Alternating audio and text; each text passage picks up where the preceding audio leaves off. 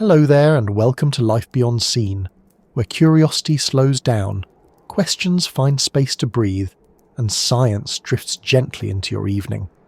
Tonight we're not gazing at the stars or following the tick of a clock.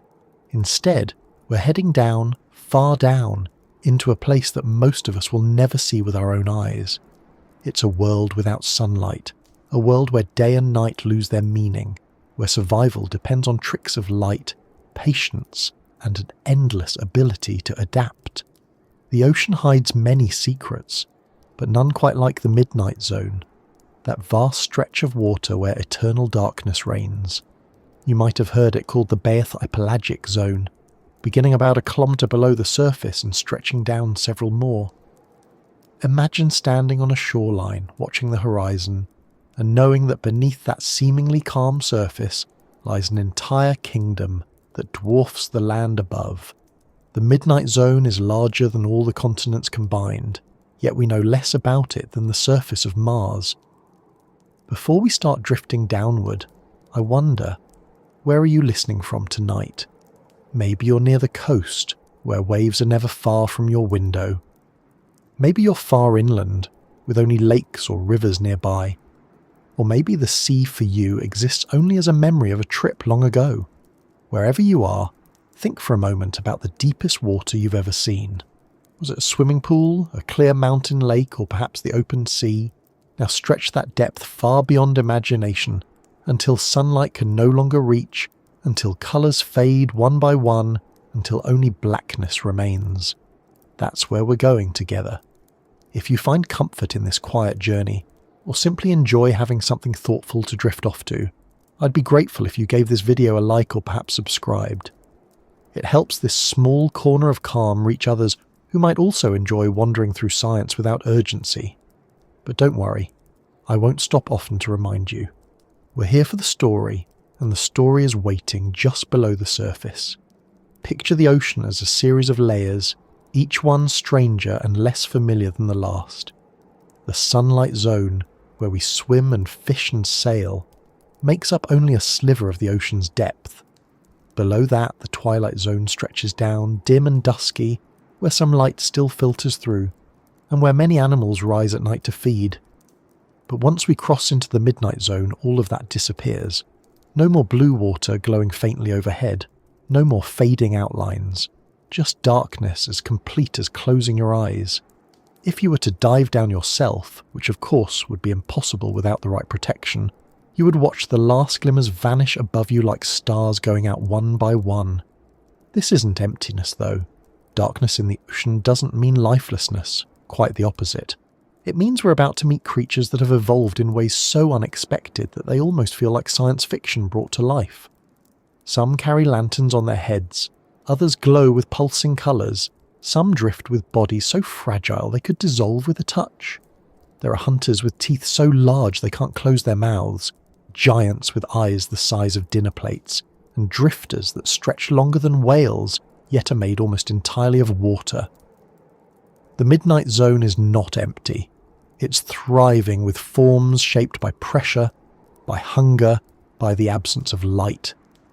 The descent itself is a journey worth imagining. You leave behind the choppy surface where waves break and boats rock. You pass through the first 100 metres where light still sparkles, where fish school in silver flashes, where coral reefs might stretch in bright colours. Then, as you drop lower, the colours fade. Reds vanish first, then oranges, then yellows, until even blues are swallowed by grey. At around 200 metres you've reached the twilight zone. Here, the water dims into a permanent dusk. Some light remains, enough for shadows, enough for predators to rise and hunt. It's here that lanternfish and hatchetfish flicker their lights, confusing anything that might be chasing them. It's here that the largest migration on Earth happens every night, as billions of creatures rise toward the surface to feed under cover of darkness. But we won't linger, because our journey continues downward. Past 1,000 metres, the twilight zone finally ends, and with it, all traces of sunlight. This is the threshold of the midnight zone. Imagine stretching your hand in front of your face and seeing nothing at all. Not even the faint outline. The only light now comes from the animals themselves. Bioluminescence becomes the rule rather than the exception. Tiny flashes and glows dot the blackness, like stars scattered across an invisible sky. Some of these glows are meant to attract prey, others to signal mates, still others to mislead predators. Light here is currency, lure and weapon. The pressure at this depth is immense. Every 10 meters of water adds another atmosphere of pressure, so by the time you reach 1 kilometer, the weight pressing down is more than 100 times what you feel at the surface. For us, it would be instantly fatal. For the creatures here, it's simply the background of their lives. They have bodies without air pockets, tissues designed to withstand crushing forces, and metabolisms slowed to match the scarcity of food. The silence is equally heavy. Sound travels well through water, but here it is dampened, stretched, distorted. The kind of silence that feels almost physical. What draws us to places like this? Places we cannot survive in, cannot even see without machines. Perhaps it's the sense that the midnight zone is a mirror of the unknown, a reminder that our planet still hides worlds within it. We spend so much time looking outward, to the stars and the possibility of life beyond, that we sometimes forget there are frontiers still waiting in the oceans. The midnight zone is, in many ways, an alien world right here at home. As we begin our slow drift downward into this vastness, it's worth pausing to notice how life has adapted at every step. The creatures we'll meet have been tested by hunger, by darkness, by pressure beyond imagining, and they've survived through innovation. To understand them is to understand resilience in its rawest form. And though we can only visit through cameras, submarines, and the accounts of scientists who've gone there, the midnight zone speaks to something universal. The will to endure, to create light where none exists, to find ways of living in places that seem impossible. So let's sink together, not in haste but in curiosity, past the familiar surface, through the fading colours, until only darkness surrounds us. Ahead lies a world most of us will never touch, but all of us can imagine. The midnight zone is waiting, and in its shadows, life glows. When we leave the world of light behind, the journey downward is not sudden, it is gradual, a long, slow slide into another reality. The ocean does not rush the traveller. It takes its time with you, metre by metre, dimming the glow above until it feels like the surface is part of another life. At first, the descent feels familiar. The water around still holds some of the brightness of day, still carries the shapes of fish and drifting plankton. There are schools that shimmer as one, moving in unison, silver scales flashing back what little sunlight penetrates. Yet even here you can already sense change. The colours begin to shift. The vibrant reds and oranges that dominate the shallow reefs vanish quickly. Water swallows those wavelengths first, leaving everything tinted in shades of blue and green. This is the first lesson of descent. Colour is not permanent. A red fish near the surface may look striking, easy to spot, but once it slips even 100 meters down, it becomes nearly invisible. What was once a bright warning turns into camouflage in the dim light. Divers sometimes take red objects with them and watch them fade to black the deeper they go. The sea edits its palette relentlessly until only blue remains, and then even that gives way to grey before vanishing altogether. Pressure builds quickly. Every 10 meters adds another layer of weight equal to the atmosphere pressing on you at sea level. By the time you reach 50 meters, your body would already feel several times heavier if not for the buoyancy of water.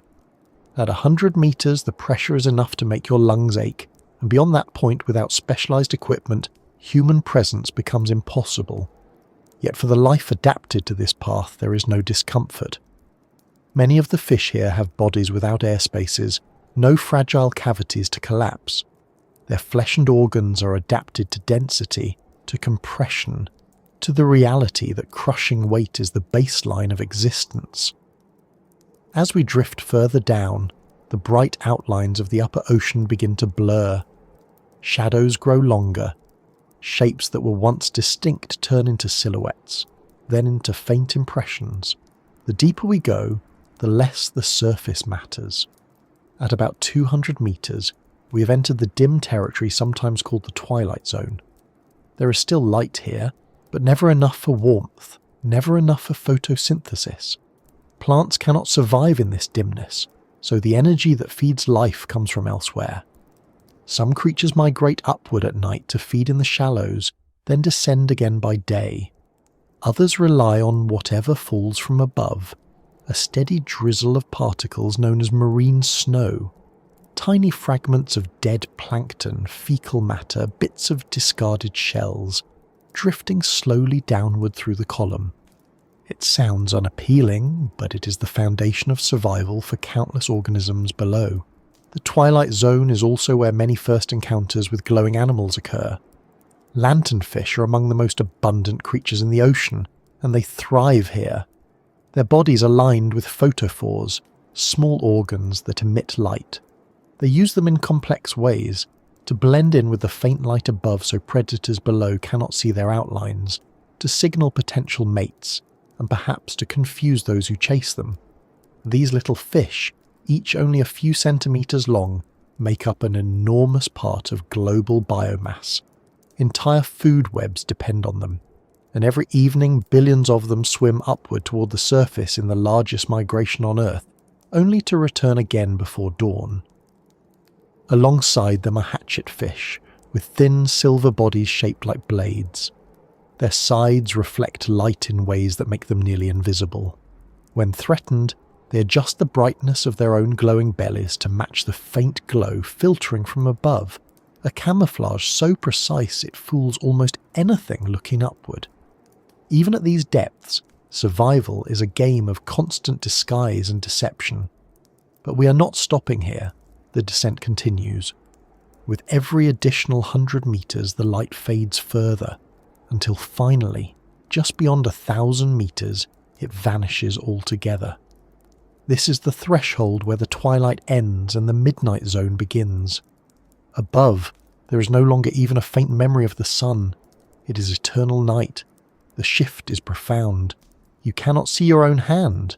You cannot see the body of a whale if it passed directly in front of you.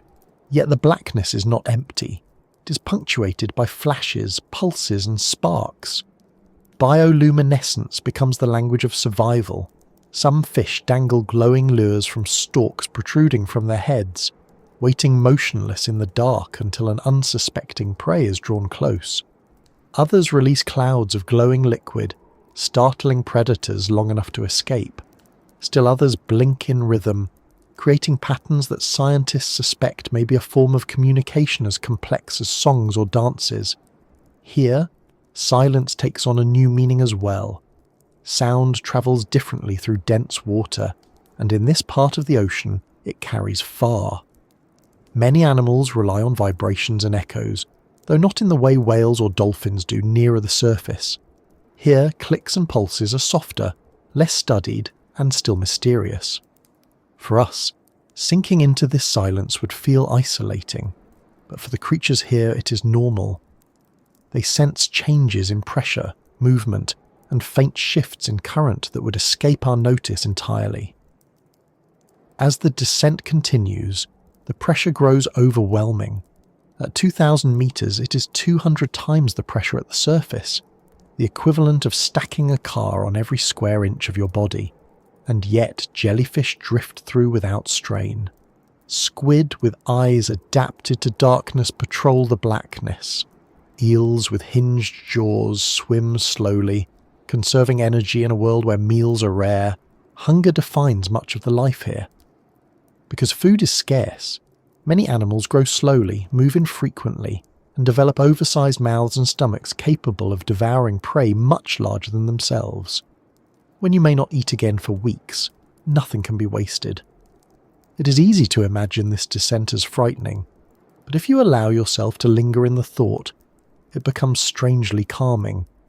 No schedules, no noise of human life, only the slow drift downward, the faint spark of life around you, the weight of water pressing steadily. In such darkness, time loses some of its meaning. There is no sunrise or sunset to mark the hours. The creatures here live by other rhythms, feeding when food appears, glowing when communication is needed, resting in long stretches of stillness. The journey downward reveals another truth. The ocean is not uniform. It changes in layers, each with its own inhabitants, its own rules. By the time we reach 3 or 4 kilometers below the surface, we're deep into the midnight zone, where exploration has been rare, where submersibles have ventured only briefly. Here, animals often appear ghost-like. Some are nearly transparent, others are soft-bodied, lacking bones that would crumble under pressure. Siphonophores stretch for tens of meters, chains of small organisms working together as one body, drifting endlessly. Colossal squid lurk here as well, rarely seen alive. Their enormous eyes adapted to catch the faintest trace of bioluminescent flashes. For humans, the descent is only possible through machines. Submarines, remote vehicles and pressure-resistant cameras allow glimpses, but they are fleeting. The ocean reminds us that it does not yield its secrets easily. Yet every time one of these vessels sinks into the black, something unexpected is recorded. A fish never before seen, a glowing pattern unexplained, a behaviour that rewrites what we thought we knew. The descent is not a single act, it is a continuous revelation. With each metre, the rules of survival change. Light disappears, pressure grows, silence deepens, and the creatures encountered become stranger, more perfectly suited to the impossible environment. To imagine ourselves drifting downward into this space is to step out of the familiar world and into one that feels both alien and entirely natural. The ocean has been this way for millions of years, shaping life quietly in the dark. And as we sink further, we see that adaptation is not extraordinary here. It is simply necessary. The descent does not end in emptiness. It opens into a realm full of life, each spark and shadow a reminder that existence does not depend on sunlight. The deeper we go, the more we realize that the midnight zone is not just a place of absence. It is a place of presence, of survival, of strategies shaped by time and pressure. And with every meter downward, the story grows richer, waiting to be explored. As we continue to sink, there comes a point where the ocean seems to forget the sun altogether. The descent has already carried us through the shifting blues of the surface, through the dimming greys of the twilight, but now the last traces of daylight are leaving us behind. Above, the glow is so faint it might as well be a memory rather than a presence. Even if the surface were clear and the sun directly overhead, its power cannot reach this far. The ocean has absorbed and scattered the light, leaving only darkness. For us, light is the rhythm of life. Our days are measured by it, our clocks tied to the rising and setting of the sun, our bodies are tuned to cycles of brightness and shadow. Down here, none of that matters. The creatures that live at these depths have no sunrise to guide them, no sunset to signal rest. If they sense time at all, it is through the faint rise and fall of food drifting down, the occasional encounter with a predator, or the cycle of their own inner rhythms which may bear no resemblance to the patterns we know above. Light fading to nothingness does not mean the end of vision entirely, though. Many of the animals here have developed eyes so large, so sensitive, that they can detect the faintest flicker of bioluminescence. Imagine living in a place where the only brightness is what other creatures produce. Every flash, every glow, every faint shimmer is both signal and potential danger. For us, darkness is something we rarely experience. Even at night, our cities and towns are lit. Even in the countryside, the stars scatter overhead. True darkness is foreign, and yet here it is the default state. As the last remnants of daylight disappear, our sense of distance changes. At the surface, light defines space. We see far across the horizon, judge the shape of clouds, follow the shadows of mountains. In the fading twilight of the sea, depth perception begins to fail. Objects appear only when they are close, and sometimes not until they touch. In total darkness, there is no horizon, only blackness surrounding in every direction. The mind struggles to picture it because we rely so heavily on sight to anchor our sense of place. This fading of light has consequences for colour as well. At shallow depths, reds are bright, oranges stand out, yellows glow warmly. But even at just a few dozen metres, red disappears, swallowed by the water. By the time we reach this zone, nearly all colours have vanished except faint blues.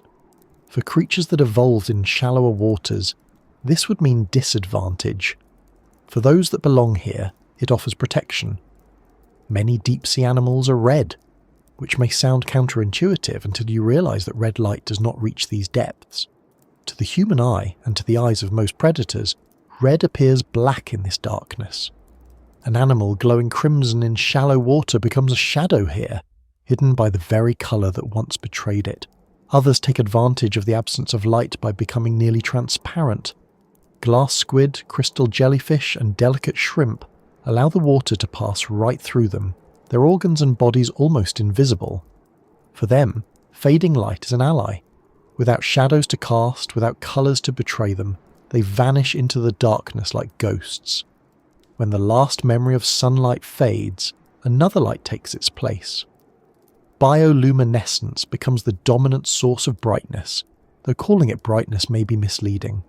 It is more like sparks in the distance, brief flickers, soft pulses. Some animals create constant glows, others flash in bursts, and some can control the patterns of their lights with precision. Anglerfish use dangling lures, waiting motionless until a smaller fish is drawn toward what appears to be a worm or a drifting spark. Hatchetfish glow faintly beneath their bellies to erase their silhouettes. Certain squid release clouds of glowing fluid, confusing predators in ways similar to how shallower squids use ink. These lights are not random. They are language, weapons, decoys, and invitations. To live here is to master the use of light as carefully as creatures on land master the use of speed, stealth, or strength. Imagine looking upward into black water and seeing a faint flicker. Is it prey waiting to be caught? Is it a predator baiting a trap? Is it a potential mate signalling? Every encounter carries risk, and every decision can mean survival or death. When light fades to memory, sound begins to carry more weight. Many animals at these depths rely on vibrations, on subtle shifts in current, on pressure waves. The ocean is alive with low-frequency sounds, though we cannot always hear them. Some of these are produced by animals, others by distant storms, earthquakes, or ice breaking in the polar seas and echoing through the water column. Down here, those sounds travel vast distances. To us, it would be like hearing a whisper from across a continent. To the creatures of the Midnight Zone, it is simply part of their environment, a way of sensing what cannot be seen. The absence of light also shapes size in unexpected ways. Some species shrink, becoming small enough to survive with minimal energy. Others grow to enormous proportions. Giant squids, for instance, are thought to live primarily in these depths. Their eyes evolved to detect faint flashes across long distances. Siphonophers can reach lengths longer than blue whales, yet are made of delicate chains of tiny organisms, each one specialised for a particular task.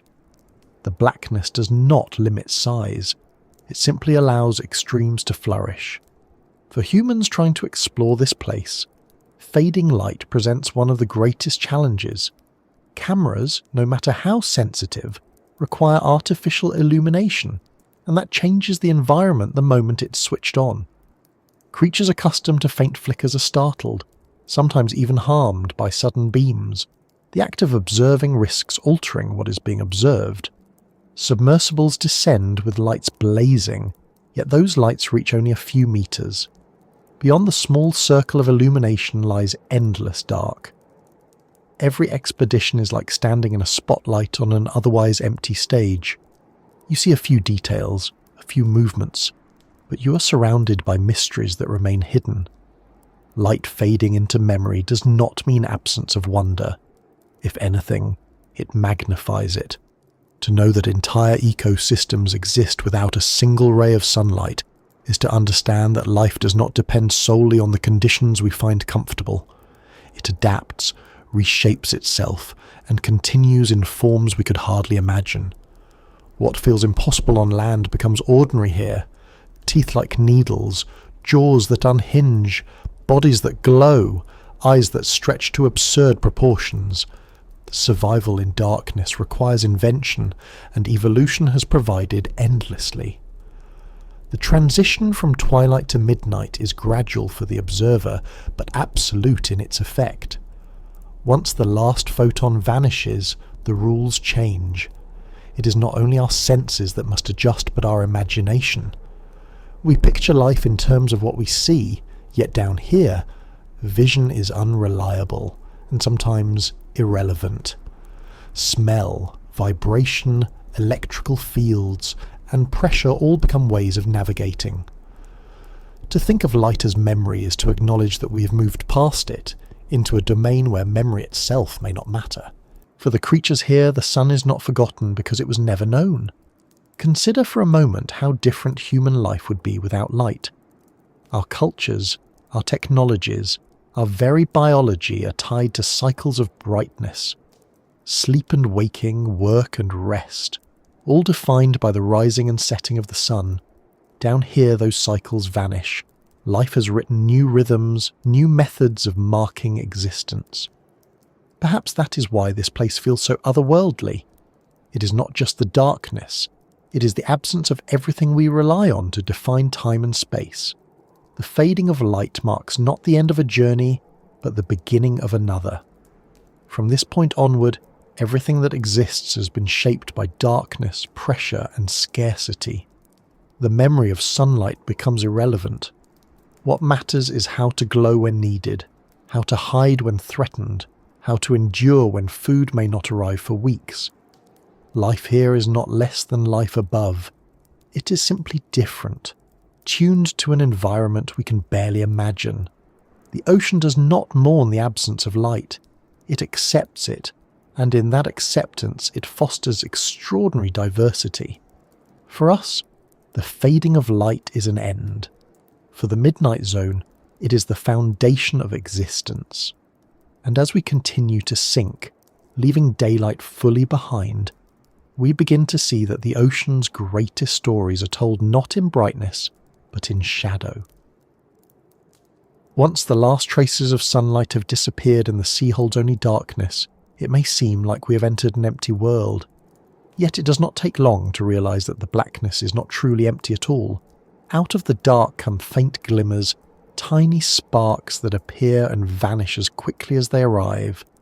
They look almost like stars scattered across an unseen sky, but these are not distant suns. They are living things, producing their own light in a place where the sun never shines. The first sparks of life in the midnight zone come from bioluminescence, a process so common here that it is more the rule than the exception. More than 3/4 of the animals known to live at these depths are capable of producing light. They do it not with electricity or fire, but with chemistry. Inside their bodies are compounds that react together, releasing energy in the form of light. Sometimes the light is blue, the colour that travels farthest in water.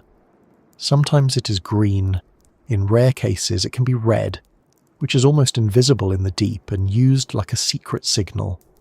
For us, these flashes feel like signals from another world. For the animals that create them, they are tools for survival. Light here is currency. It is bait, communication, camouflage, and even defense. A fish drifting silently in the black may dangle a glowing lure in front of its mouth, waiting for another creature to mistake it for food. A squid startled by a predator may release a cloud of glowing fluid, a sudden explosion of brightness that confuses its attacker and gives it time to slip away. Small crustaceans flash rhythmically, perhaps to warn others of their kind, perhaps to attract attention from mates. Every light has a purpose. The first sparks of life also remind us that in darkness, visibility is both a gift and a risk. To shine is to be seen, and to be seen is to be vulnerable. The animals here have mastered the balance between revealing themselves and remaining hidden. Some glow faintly, matching the dim light above them, so that predators looking upwards see only darkness. Others can turn their lights on and off at will, using them only in brief bursts. Some create patterns across their bodies, like constellations written on living skin. Among the first glowing creatures we encounter are lanternfish. They are small, usually only a few inches long, but their numbers are staggering. It is believed that lanternfish may be the most abundant vertebrates on Earth, outnumbering even humans by unimaginable scales. They live here in the darkness, their sides lined with tiny glowing organs called photophores. Each species has a unique pattern of these lights, almost like fingerprints. Some researchers suspect the patterns are used to identify each other, like secret codes flashing in the dark. For predators below, the lights also serve as camouflage, erasing the fish's silhouette against the faint glow of water above. Without them, the lanternfish would appear as a shadow. With them, it disappears into the black. Another spark comes from the hatchetfish. With bodies shaped thin and flat, they gleam with reflective silver scales. But reflection is not their only trick. Their undersides glow just enough to cancel out their shadows. A predator looking up from below sees nothing but an empty column of water. The hatchetfish has erased itself from view by using light as armour. Anglerfish are perhaps the most famous residents of these depths, and for good reason. Their appearance is so alien that they hardly seem real. A fleshy stalk juts from their heads, tipped with a glowing bulb that pulses in the darkness. They remain still, motionless hunters, waiting for smaller fish to be drawn toward the light. When the prey comes close, the anglerfish's enormous mouth snaps shut, its needle-like teeth ensuring that nothing escapes. The lure is not just a tool, it is part of the fish's body, evolved from its dorsal spine. In some species, the lure is home to symbiotic bacteria that produce the glow, a partnership that benefits both. Drifting nearby might be a comb jelly, its delicate body almost invisible except for the shimmering lines of light that run along it. Unlike the chemical bioluminescence of fish and squid, comb jellies produce a rainbow of colours as light refracts through the rows of cilia that propel them through the water. They appear as drifting jewels, fragile yet persistent, drifting in currents with a beauty that feels out of place in such darkness. But beauty is not their purpose. Their glowing patterns may confuse predators, disorienting them long enough for escape. The sparks are not limited to individuals. Sometimes entire groups create light together. Siphonophores, long chains of tiny organisms that act as one, can glow along their entire length, stretching tens of meters through the water like living strands of stars. To see one illuminated in the black is to watch a constellation drift by. Each small member of the chain has a role, some specialized for feeding, some for movement, others for reproduction, but together they function as one animal. Their light is not random, it is coordinated, a living structure designed to thrive in the dark. As these sparks flicker around us, it is tempting to think of them as decoration, like fireflies on a summer night. But in the midnight zone, nothing is wasted. Every glow costs energy. Every glow carries risk. These animals use light because they must. Without it, they cannot feed, cannot mate, cannot survive. The first sparks of life are not for our wonder. They are strategies perfected by evolution, honed by millions of years of existence in darkness. The way animals use bioluminescence tells us much about how life adapts when light itself becomes rare. On land, eyes and colours are essential. Birds use bright feathers to attract mates. Flowers bloom in vivid shades to draw pollinators. Predators use camouflage to sneak through grass and trees. In the deep sea, the same principles apply, but light itself becomes the medium. Attraction, disguise, warning, all achieved by making light, not reflecting it. It is a reminder that survival often comes down to communication, even in the darkest corners of the planet. The first sparks of life also highlight the scale of the ecosystem here. We tend to imagine the deep sea as a barren desert, but these flashes reveal abundance. Where one light glows, another soon follows. A predator chasing prey may set off a chain reaction, each fleeing animal triggering its own defense, until the darkness blazes briefly with dozens of lights before fading again. Scientists who send cameras into these depths often record bursts of brightness that seem almost choreographed, though they are simply the product of many lives colliding in a small space. There is something humbling in realizing that these sparks are happening all the time, whether we are there to see them or not.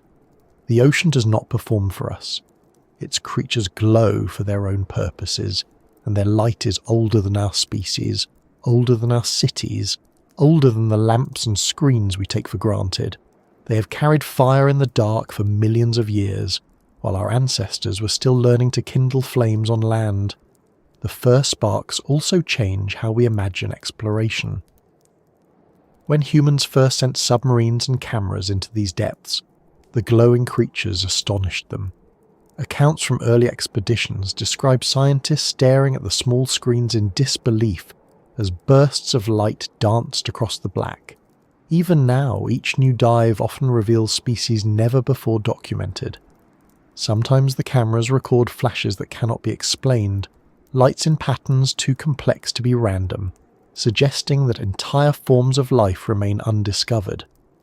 As we watch these sparks, we see not only survival, but possibility. If life can thrive here, in endless night, perhaps it can thrive elsewhere.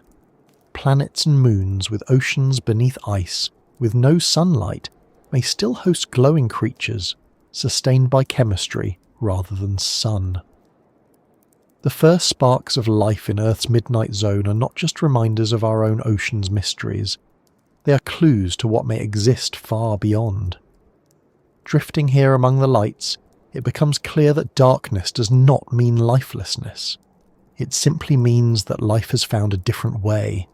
The first sparks are not faint reminders of the sun. They are declarations that life endures, adapts, and even flourishes when light fades away. And as we move deeper into this realm, more of these glows will appear, guiding us further into the unknown, each spark a sign that the darkness is alive. The deeper we drift, the more the ocean reminds us of its sheer weight. Above, the surface gives the illusion of openness, of freedom, of space. But once you move down into the body of the sea, you begin to feel that water is not simply empty space filled with liquid. It is matter, it is mass, it is tons upon tons pressing in from every side. The further you sink, the greater that pressure becomes, relentless and absolute. At the surface, the pressure of air pressing on us is what we call one atmosphere. It's something we don't think about because our bodies are built for it. But the ocean adds more weight quickly. Every 10 meters down is another atmosphere layered on top. By the time you reach 100 meters, you're feeling the weight of 10 atmospheres.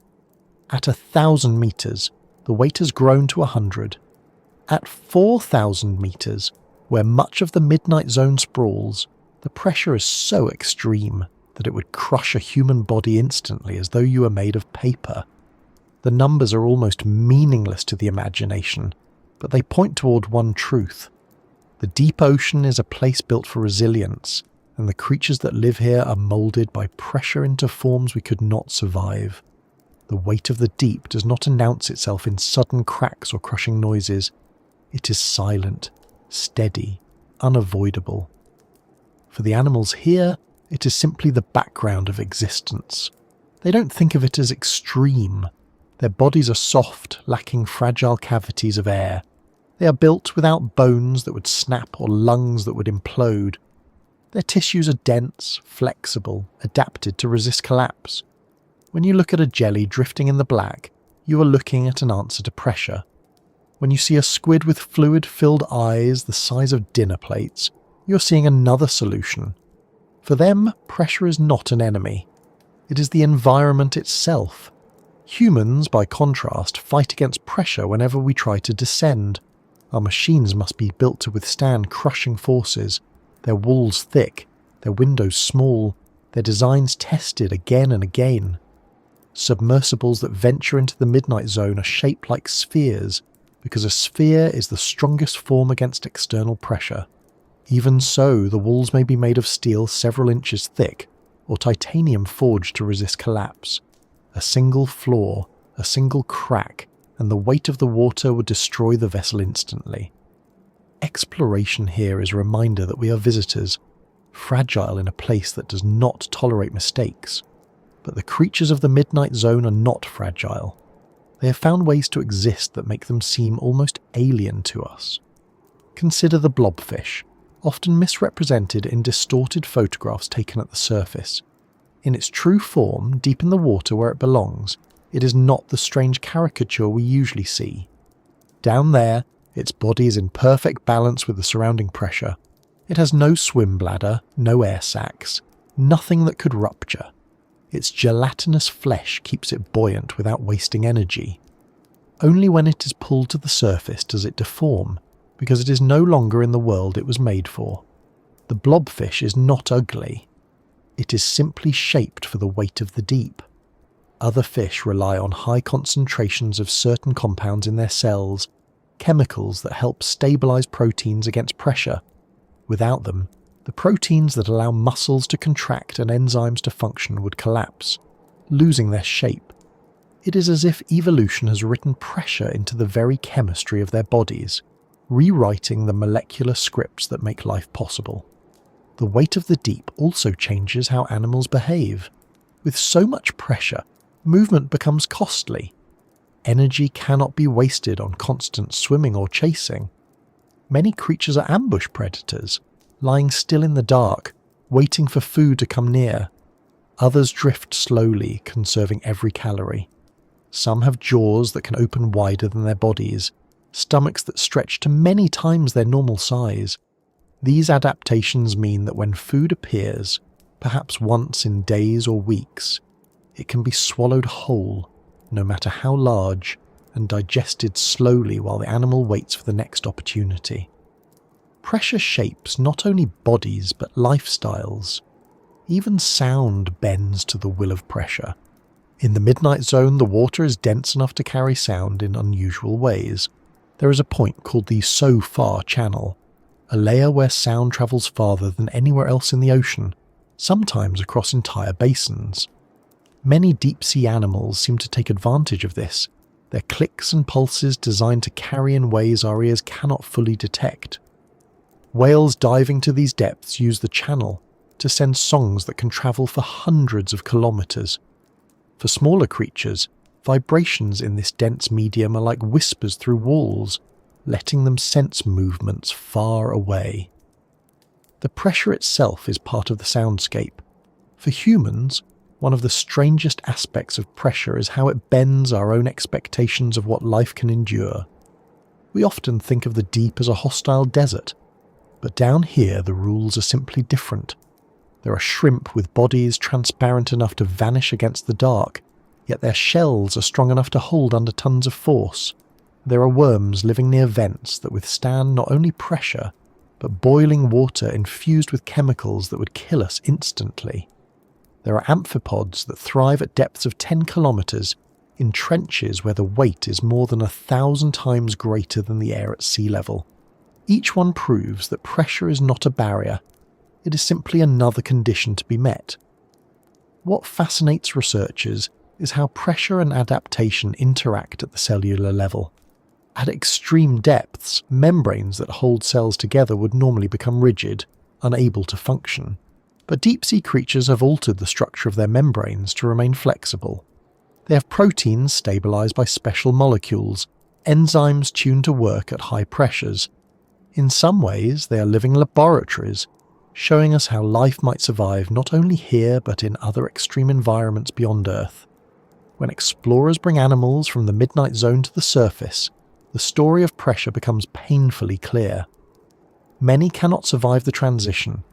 Their bodies rupture, their organs collapse, their forms distort. What looks grotesque to us is not their true form, but a body undone by the sudden release of weight. It reminds us that the deep is not just a place, it is a state of being. To exist there is to be defined by pressure in every moment, in every structure of the body. The weight of the deep also influences reproduction. Some animals here have strategies that minimize the need for constant searching in an environment where meeting another of your kind may be rare. Anglerfish are famous for this. In many species, males are tiny compared to females. When a male encounters a female, he bites into her and fuses with her body, eventually sharing her blood supply and becoming little more than a permanent attachment. To us it seems bizarre, almost grotesque, but in a place where finding a mate may be a once-in-a-lifetime event, it is effective. Pressure is not only physical but ecological, shaping even the most intimate parts of life. For all its intensity, the weight of the deep is not something creatures here struggle against. It is not an obstacle to overcome. It is simply the condition of their world, as ordinary to them as the pull of gravity is to us.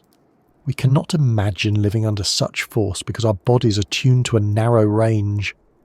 Yet for the animals of the Midnight Zone, this is the only world they know. As we continue downward, it is impossible to forget the scale of it. Above us is kilometers of water, pressing from every side, unbroken, unrelenting. Around us are creatures that embody resilience, not by resisting pressure, but by existing within it completely. The weight of the deep is both a barrier and a cradle, defining the lives of everything here. And as we sink deeper still, the darkness grows thicker, the silence more profound, the pressure greater with every meter, carrying us into realms where survival seems improbable and yet flourishes all the same. In the blackness of the deep sea, light is no longer a gift from the sun. It is something life itself has learned to create, wield, and shape. The Midnight Zone belongs to the masters of glow, creatures that bend chemistry into brilliance, turning darkness into their stage. Here, where sunlight is only a distant memory, glowing bodies fill the void with sparks of colour, brief pulses, and steady glimmers that mean survival. Bioluminescence is one of the most extraordinary adaptations on Earth. At its heart, it is chemistry at work, a reaction between molecules called luciferin and enzymes called luciferase.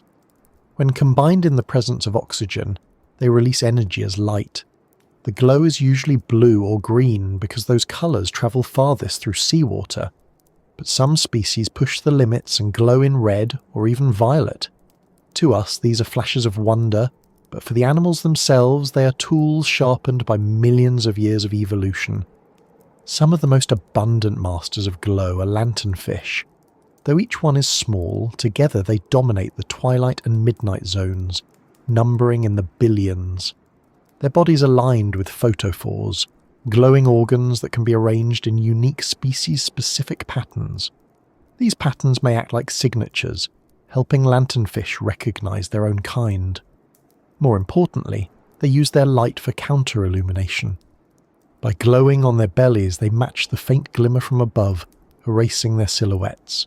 A predator looking upward sees nothing but empty water. What seems like a small adaptation has become one of the most widespread survival strategies in the ocean. The anglerfish takes light in another direction. Its body is strange enough without the glow, large mouth, teeth curved inward, and a form built for ambush rather than pursuit. But what makes it famous is the fleshy stalk that extends from its head, tipped with a glowing bulb. This lure, called an esker, pulses in the dark like a worm or small fish. Unsuspecting prey drawn to the glow drifts too close. In an instant, the anglerfish's mouth opens wide, and the victim is swallowed whole. The light is not decoration, it is bait, deadly and efficient. Some anglerfish species even wiggle the lure like a fishing rod, giving it motion that adds to the deception. The glow comes from symbiotic bacteria that live inside the bulb, feeding on nutrients provided by the fish. In return, they provide the light, a partnership that has turned the anglerfish into one of the ocean's most iconic hunters. Squid are also among the masters of glow. Some species carry glowing organs near their eyes, along their arms, or on their mantles. Certain deep-sea squid have bioluminescent ink. When threatened, instead of a dark cloud, they release a glowing one. The sudden burst of light confuses predators, distracting them long enough for escape. Others flash in rhythmic pulses, patterns that may serve as communication in the blackness. Scientists still debate whether these light shows are messages, mating signals, or warnings, but whatever their meaning, they demonstrate how versatile glow can be. Not all light is used for attack or defense. Some is meant to draw partners together in a world where finding another of your species may be rare. Tiny crustaceans called ostracods release glowing trails in the water, bright streaks that drift for several seconds. In some species, males create elaborate light displays, glowing in sequences that act almost like a courtship song. Females, recognizing the patterns, respond. These displays are not unlike fireflies flashing on warm nights, except here they happen in absolute darkness, under crushing pressure, hidden from any eyes but those that belong to potential mates. Then there are creatures that use glow to mislead. Dragonfish are long, slender hunters with fangs like needles. They possess photophores along their bodies, but what makes them remarkable is their ability to produce red light. Almost all bioluminescence in the ocean is blue or green, because those wavelengths travel farthest, but dragonfish are among the few that can glow in red. Why is this unusual? Because most deep-sea animals cannot see red light at all. To them, it is invisible, but dragonfish can. They use their red headlights like secret spotlights, illuminating prey that cannot even sense they're being watched. To human eyes, it would be like shining an invisible torch in the dark, revealing everything while remaining unseen.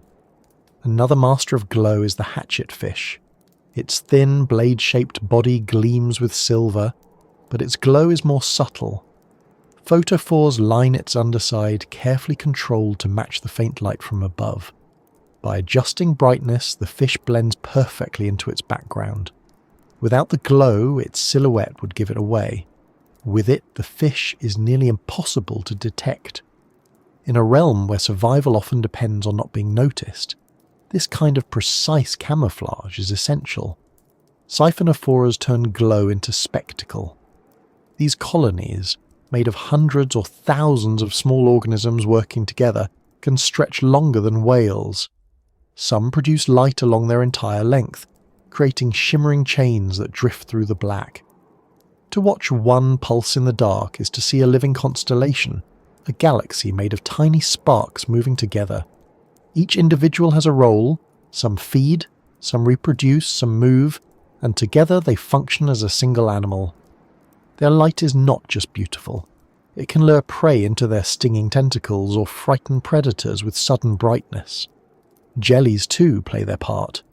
Many deep-sea jellyfish glow in soft pulses, their bells illuminating like lanterns in the dark. Some species, when disturbed, release glowing particles breaking into sparks that drift away. Others display glowing rings that travel up and down their bodies, hypnotic patterns that may startle attackers. The deep is filled with their fragile bodies, each one a reminder that even the softest forms can wield light as defense. Some of the strangest glows come from animals we rarely imagine as luminous. Certain shrimp shoot jets of glowing fluid at predators, creating bursts of light that linger in the water like floating mines. Others glow faintly all over, using their entire bodies as signals. Even worms drifting in the current sometimes emit light when disturbed, glowing threads unravelling behind them. Humans have tried to study this glow for centuries, collecting creatures and observing their flashes. Early sailors described the sea lighting up around their ships, the water glowing as if filled with stars. Much of this came from plankton, tiny organisms capable of glowing when disturbed. Even today, beaches in some parts of the world light up with bioluminescence when waves crash, or when feet stir the water. What seems magical at the shore is routine in the midnight zone. The masters of glow have perfected their art not for our wonder, but for their own needs. Light is scarce here, and producing it costs energy. No animal can afford to waste it. Every spark has a reason: to hide, to hunt, to confuse, to attract. To us, it may look like a random fireworks display scattered through the black.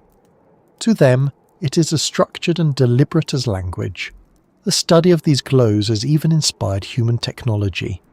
Scientists analyse the chemistry of luciferin and luciferase, hoping to apply it in medicine, imaging and biotechnology. The way animals control their light, switching it on and off instantly, adjusting brightness, shaping patterns, offers lessons in efficiency. The deep is not only a place of mystery, but also a laboratory of ideas, waiting to be understood. The diversity of glow in the midnight zone also reminds us how much we still don't know. Submersibles often capture footage of creatures flashing in patterns no one can explain. Some display synchronized waves of light across their bodies, others emit glows that last far longer than usual. Each dive reveals new mysteries, suggesting that the language of light here is more complex than we realize. We have only begun to decipher it. When you imagine this world, it's worth thinking of the ocean not as empty black but as filled with sparks, each one a living being using light to survive. To hover here is to be surrounded by blinking signals, sudden bursts, drifting trails. Some lights are constant, others fleeting. Some are meant to attract, others to repel. Together they create a shifting landscape, a map written not in shapes or colours, but in flashes across the dark. The masters of glow show us that life does not accept limits. Even in a place without sunlight, where pressure is immense and food is scarce, evolution has found ways to paint the darkness. These animals have taken the absence of light and turned it into opportunity. The midnight zone could have been a place of shadow alone, but instead it is a place where light is alive, carried in bodies, shared between creatures, woven into the struggle to endure. And as we continue through it, every flash becomes a reminder that darkness is never absolute, not even here. In the deep sea, where darkness is constant and food is scarce, survival often belongs to those who can hunt with patience and precision. The black water is not silent emptiness.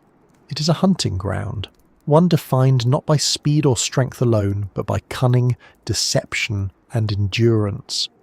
Every predator here is shaped by the challenges of this environment, where meals may come rarely, and failure to catch one may mean weeks of hunger.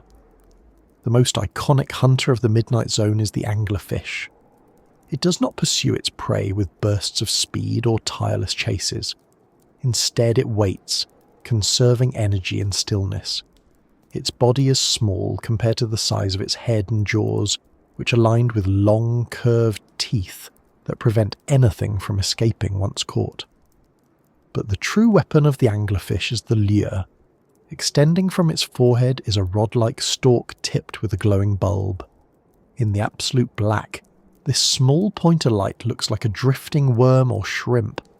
Smaller fish drawn by the glow approach out of curiosity or hunger. The moment they come close enough, the anglerfish strikes, swallowing them whole.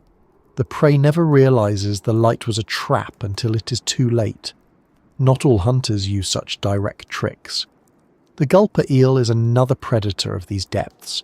With a mouth so enormous it can swallow prey almost as large as itself.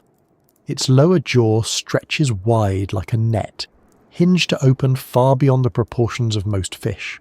The gulper eel does not rely on speed. Instead, it drifts with its mouth open, ready to engulf anything that wanders into range.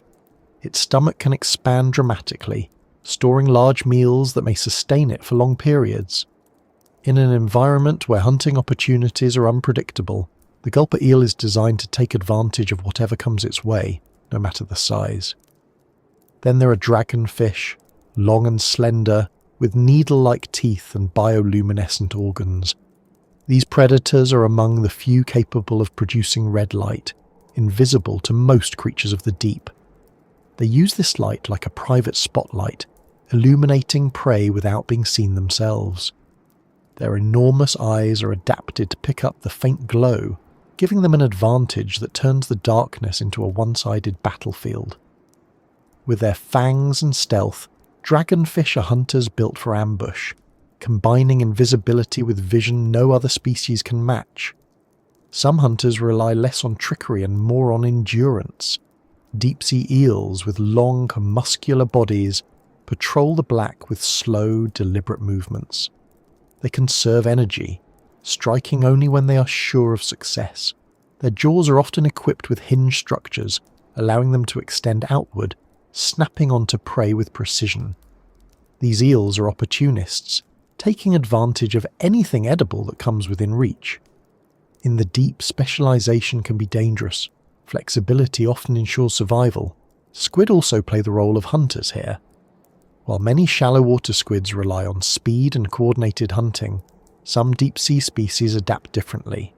They use long tentacles tipped with hooks or sticky pads to capture prey that drifts too close. Certain squids carry glowing organs, which may help lure prey or confuse predators. Others patrol the black with eyes that can detect faint glimmers, striking with accuracy when opportunity arises. Their bodies are built for sudden bursts of movement, conserving energy until the moment of attack. The hunters of the midnight zone are not limited to fish and squid. Crustaceans too play their part. Some deep-sea shrimp use snapping claws that create shockwaves strong enough to stun prey. Others simply rely on patience, hiding in the darkness until smaller animals come near. Even small predators can thrive here, provided they are efficient. In this world, size is not always the deciding factor. Strategy matters more. What unites all these hunters is the same truth. Food is scarce, and every opportunity must count. Unlike the surface, where predators may chase herds or schools daily, in the deep, meals can be rare. Many hunters have jaws that can open wider than their heads, allowing them to swallow prey much larger than themselves. Their stomachs stretch to hold enormous meals, digesting them slowly over days or weeks. This way, a single successful catch may sustain them until the next chance arises. Some hunters use deception not only to lure prey but also to hide from larger predators. Many fish carry photophores arranged in specific patterns that help them blend in with the faint glow above. To the eye of a predator looking up, they vanish, silhouettes erased by carefully tuned light. Others rely on transparency, their bodies nearly invisible, organs faint outlines drifting in the water. Even hunters must avoid becoming prey, and in the midnight zone no creature is ever completely safe. The methods of hunting here may seem alien, but they reflect universal principles.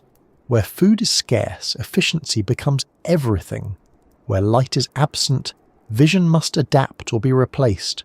Where pressure is immense, bodies must bend rather than break. Predators here are not monstrous by accident. They are the distilled result of millions of years of necessity, each adaptation sharpened by hunger and survival.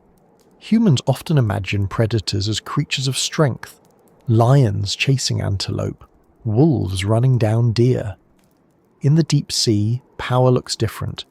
It is patience, deception, and the ability to take advantage of rare moments. An anglerfish that waits motionless for hours is no less a predator than a shark slicing through shallows. Its strategy is simply suited to a world where energy cannot be wasted. For scientists exploring these depths, encounters with hunters often come as surprises. Submersibles record sudden flashes of light, followed by the quick snap of jaws. Cameras reveal strange shapes with teeth too large for their mouths, eyes glowing in the dark, bodies stretched into improbable forms. Each encounter adds to the picture of an ecosystem built on scarcity, where predation is not constant but opportunistic, sudden, and absolute.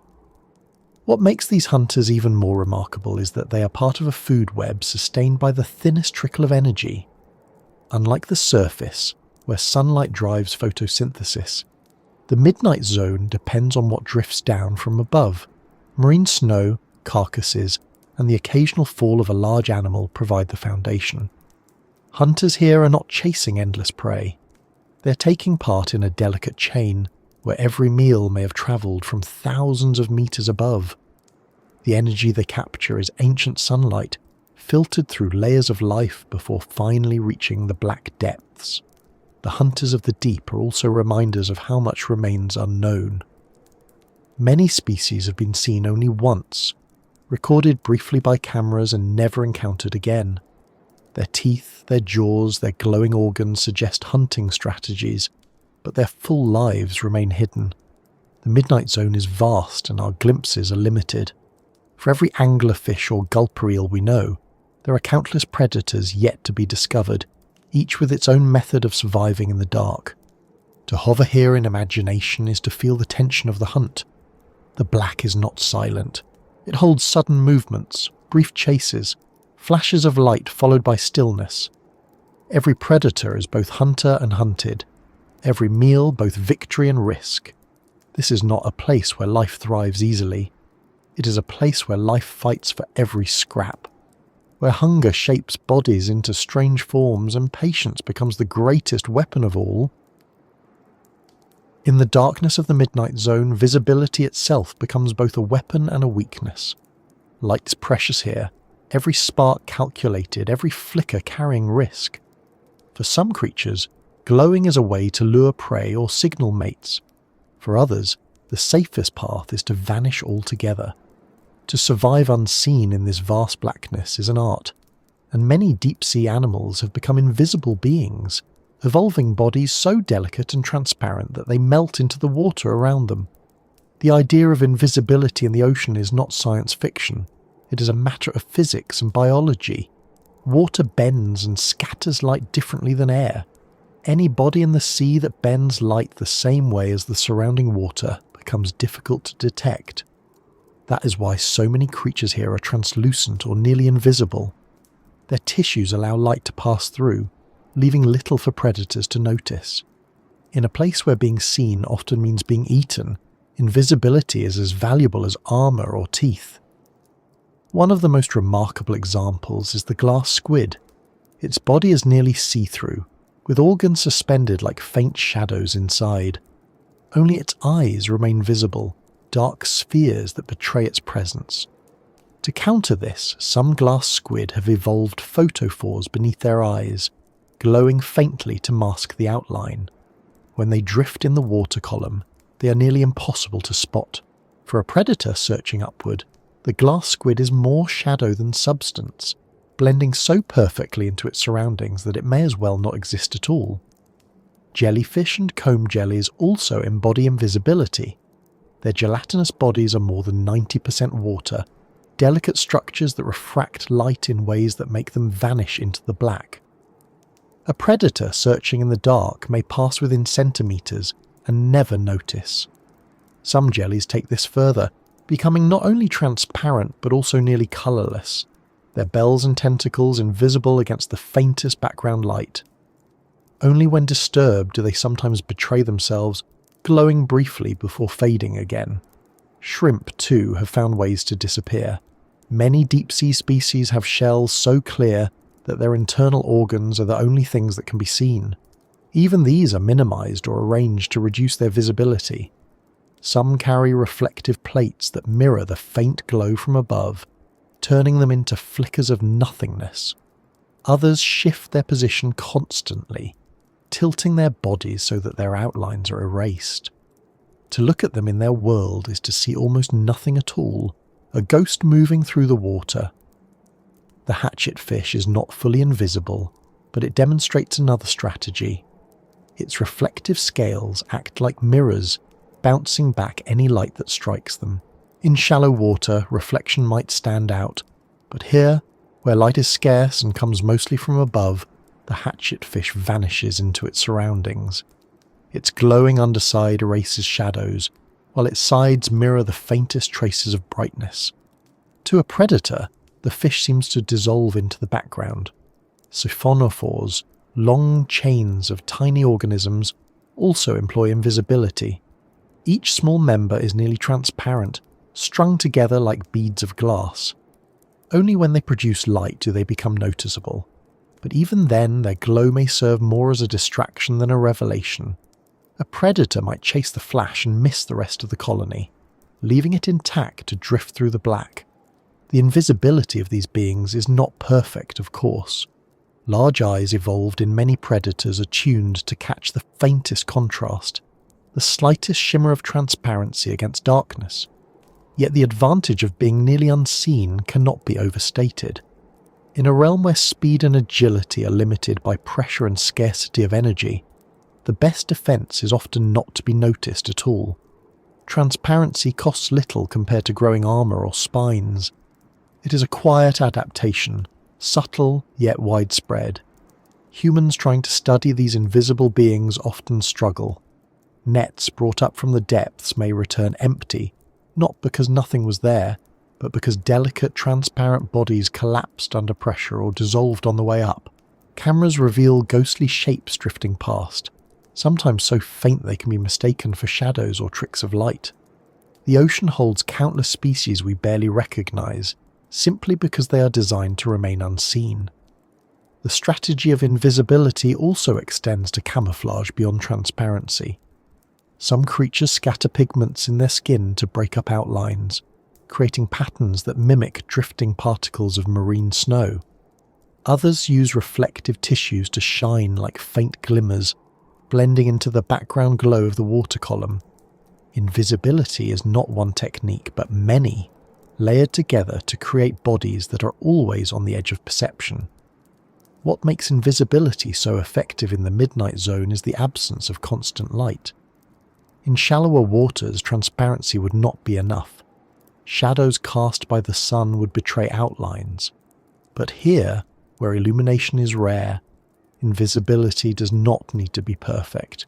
It needs only to reduce contrast enough to avoid detection by the sensitive eyes of predators. Even partial invisibility can mean the difference between life and death. There is also an elegance in how invisibility reshapes the way these animals exist. Without heavy bones, without bright colours, without bulky structures, many of them are fragile to our eyes. Yet their fragility is their strength. They move with currents, expending little energy, feeding on particles too small for others to bother with.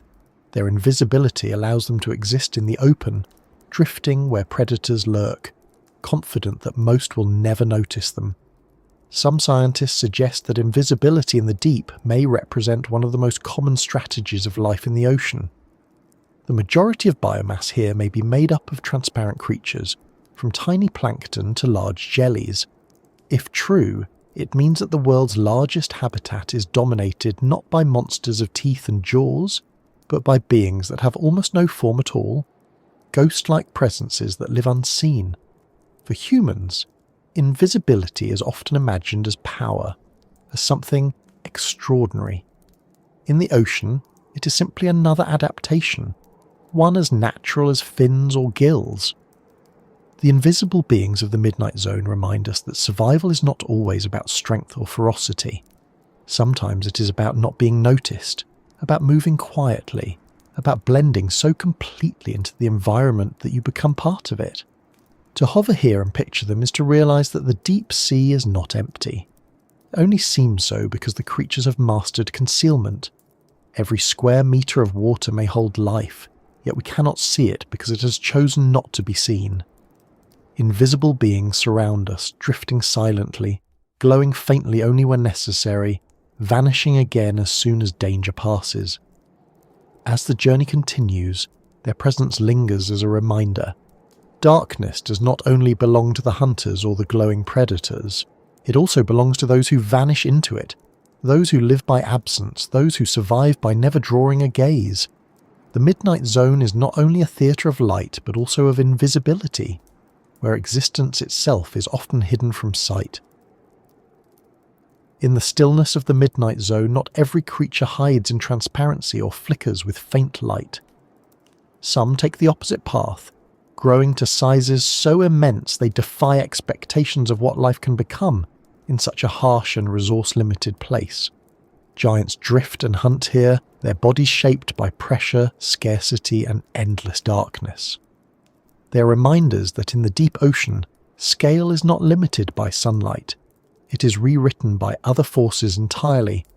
The colossal squid is one of the most legendary of these beings.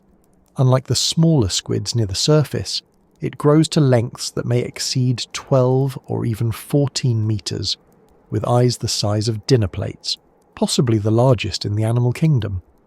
These enormous eyes are not just curiosities, they are tools built for darkness, capable of detecting the faintest glimmers of bioluminescence, the distant flashes of prey or predators far across the black water.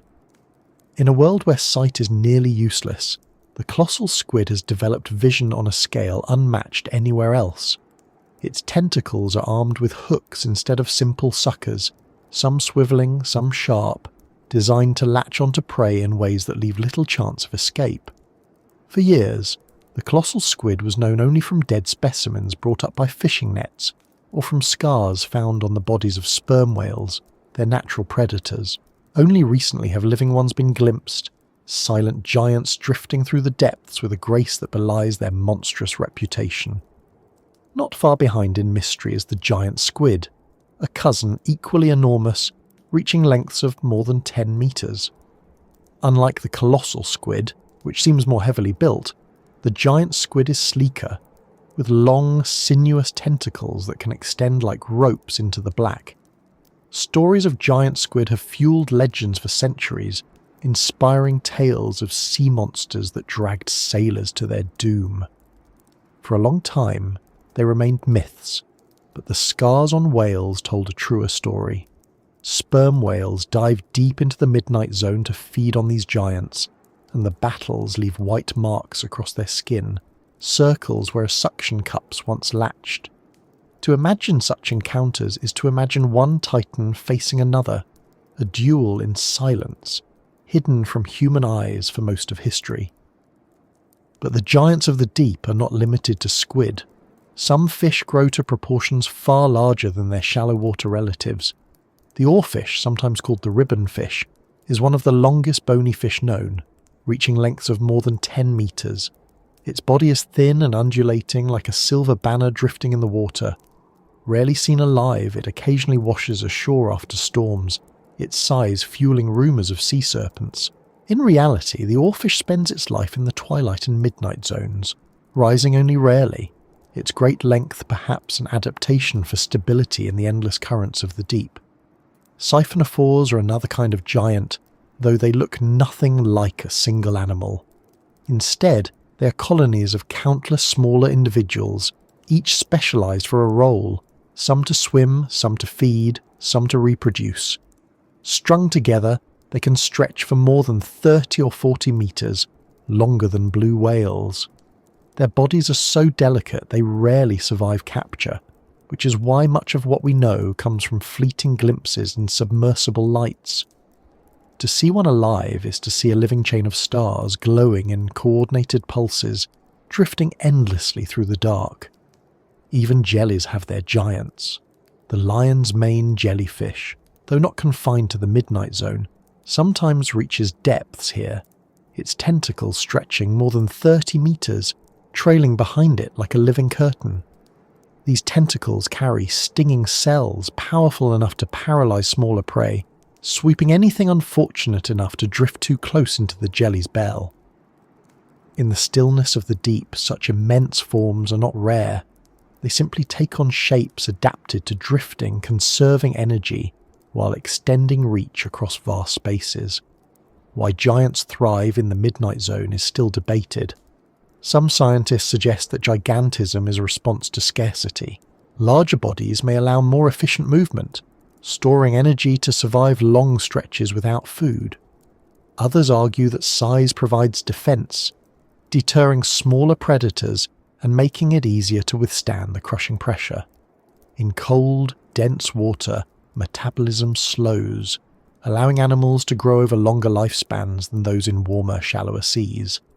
Whatever the reason, the result is a world where the unimaginable becomes real. Even amphipods, small crustaceans usually only a few millimeters long near the surface, grow to sizes of several centimeters in the deep, some reaching lengths of over 10 centimeters. It may not sound large, but in proportion, it is colossal. The same applies to isopods, close relatives of woodlice, which in the deep can grow to nearly 1/2 meter in length. These oversized scavengers crawl across the sea floor, Their armoured bodies built to withstand pressure, their size a reflection of an environment that encourages extremes. Encounters with giants often come suddenly. A submersible's lights will sweep across what seems like empty water, and then a shape will emerge, larger than the vehicle itself, silent and slow. Cameras capture brief glimpses before the creature vanishes back into darkness. Much of what we know comes not from observation, but from remains that drift upward. Squid tentacles found floating at the surface, or the bodies of oarfish washed onto beaches. These fragments remind us that the largest creatures of the Midnight Zone live beyond our reach, appearing only when chance allows. The giants also play critical roles in the ecosystem. Carcasses of whales, for instance, become oases on the seafloor, feeding entire communities for decades. In turn, whales themselves feed on squid giants, driving energy between the surface and the depths. The Midnight Zone is not isolated. It connects to the rest of the ocean through these great beings, carriers of energy across worlds.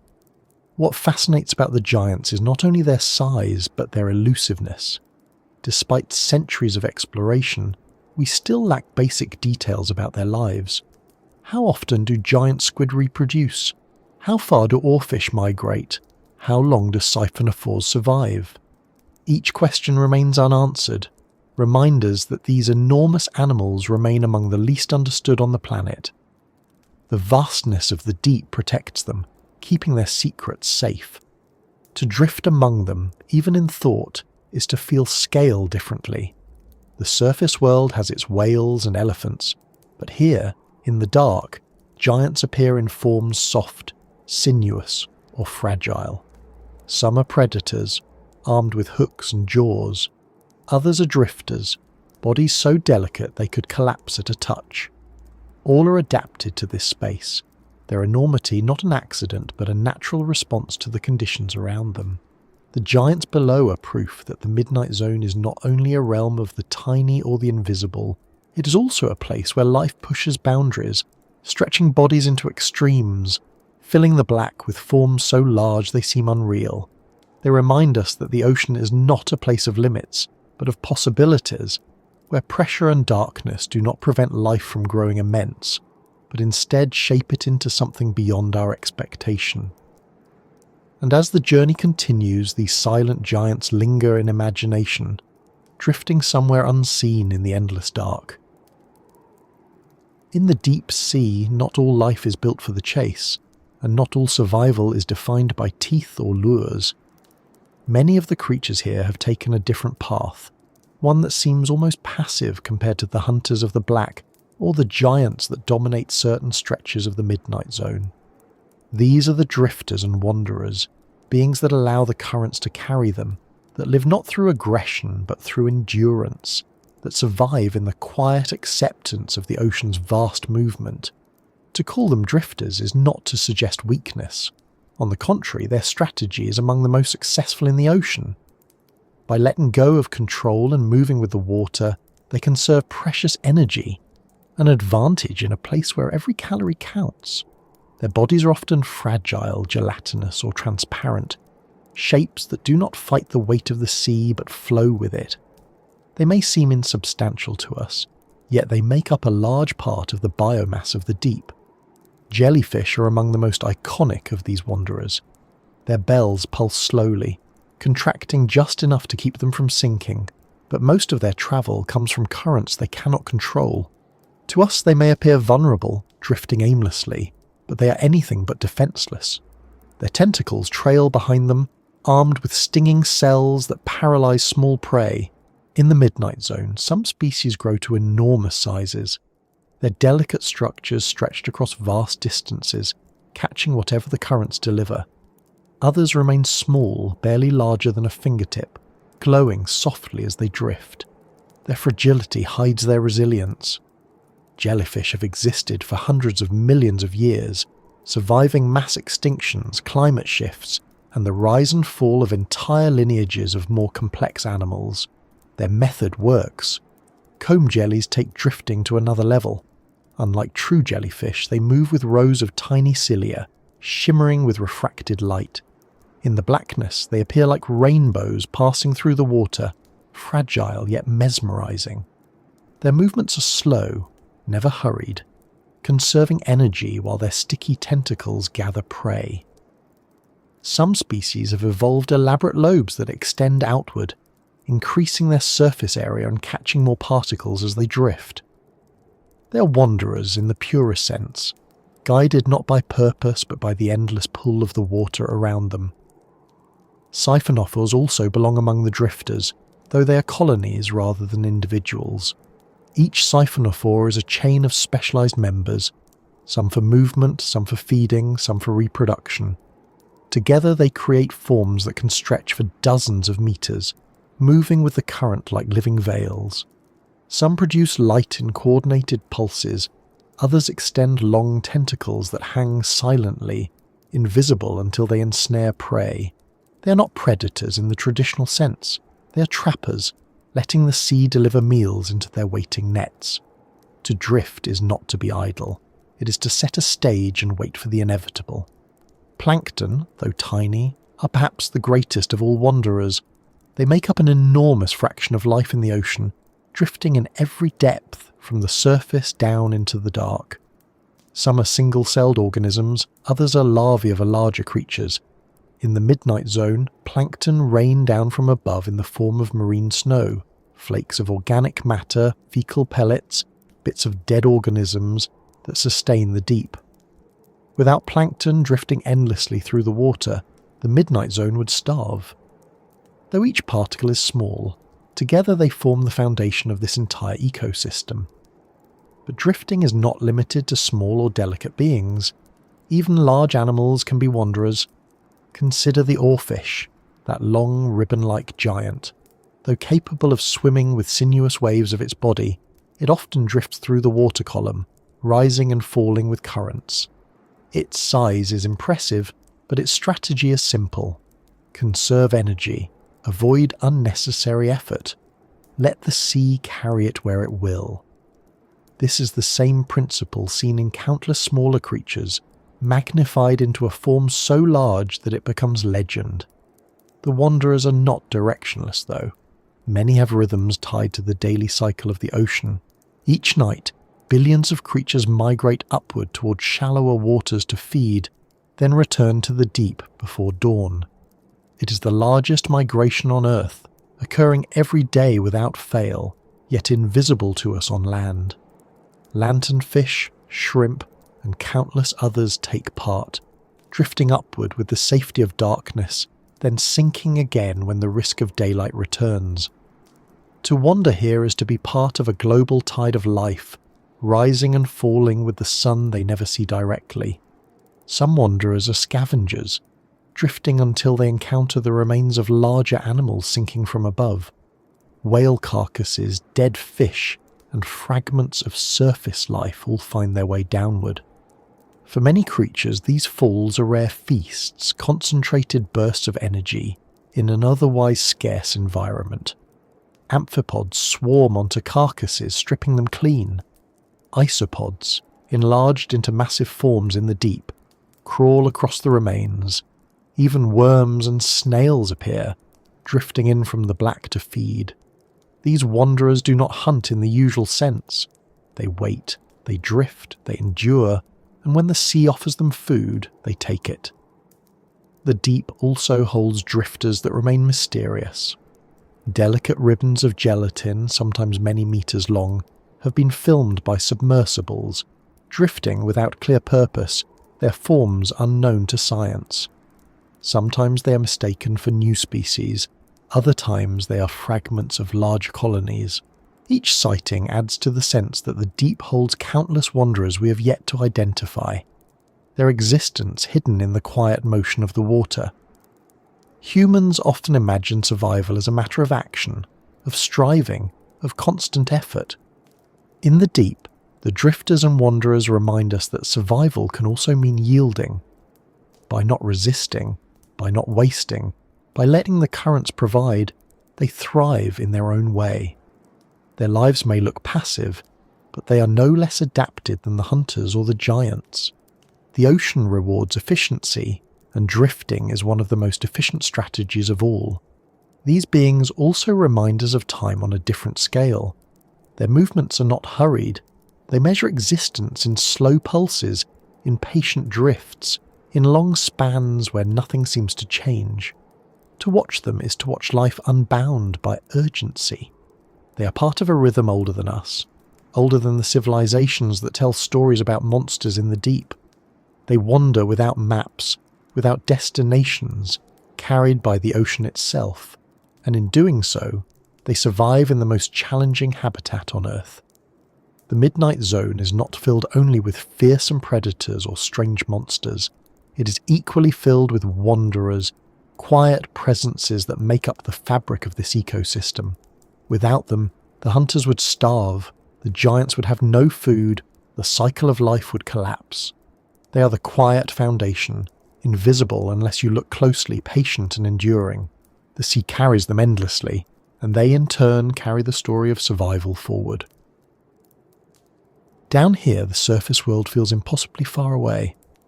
The sun that drives all life above, the sun that shapes climates, feeds forests, and directs our own rhythms, has no influence in this place. For the creatures of the Midnight Zone, sunlight is not simply hidden. It is absent, irrelevant, something that has never mattered in the entire history of their existence. They live in a world without sunlight, and what is striking is not how empty it seems, but how full it actually is. To us, light is inseparable from life. Plants use it to grow, animals rely on it for warmth and orientation, and even our bodies respond to its daily cycle. Without it, we lose track of time, we struggle to sleep, we feel disoriented.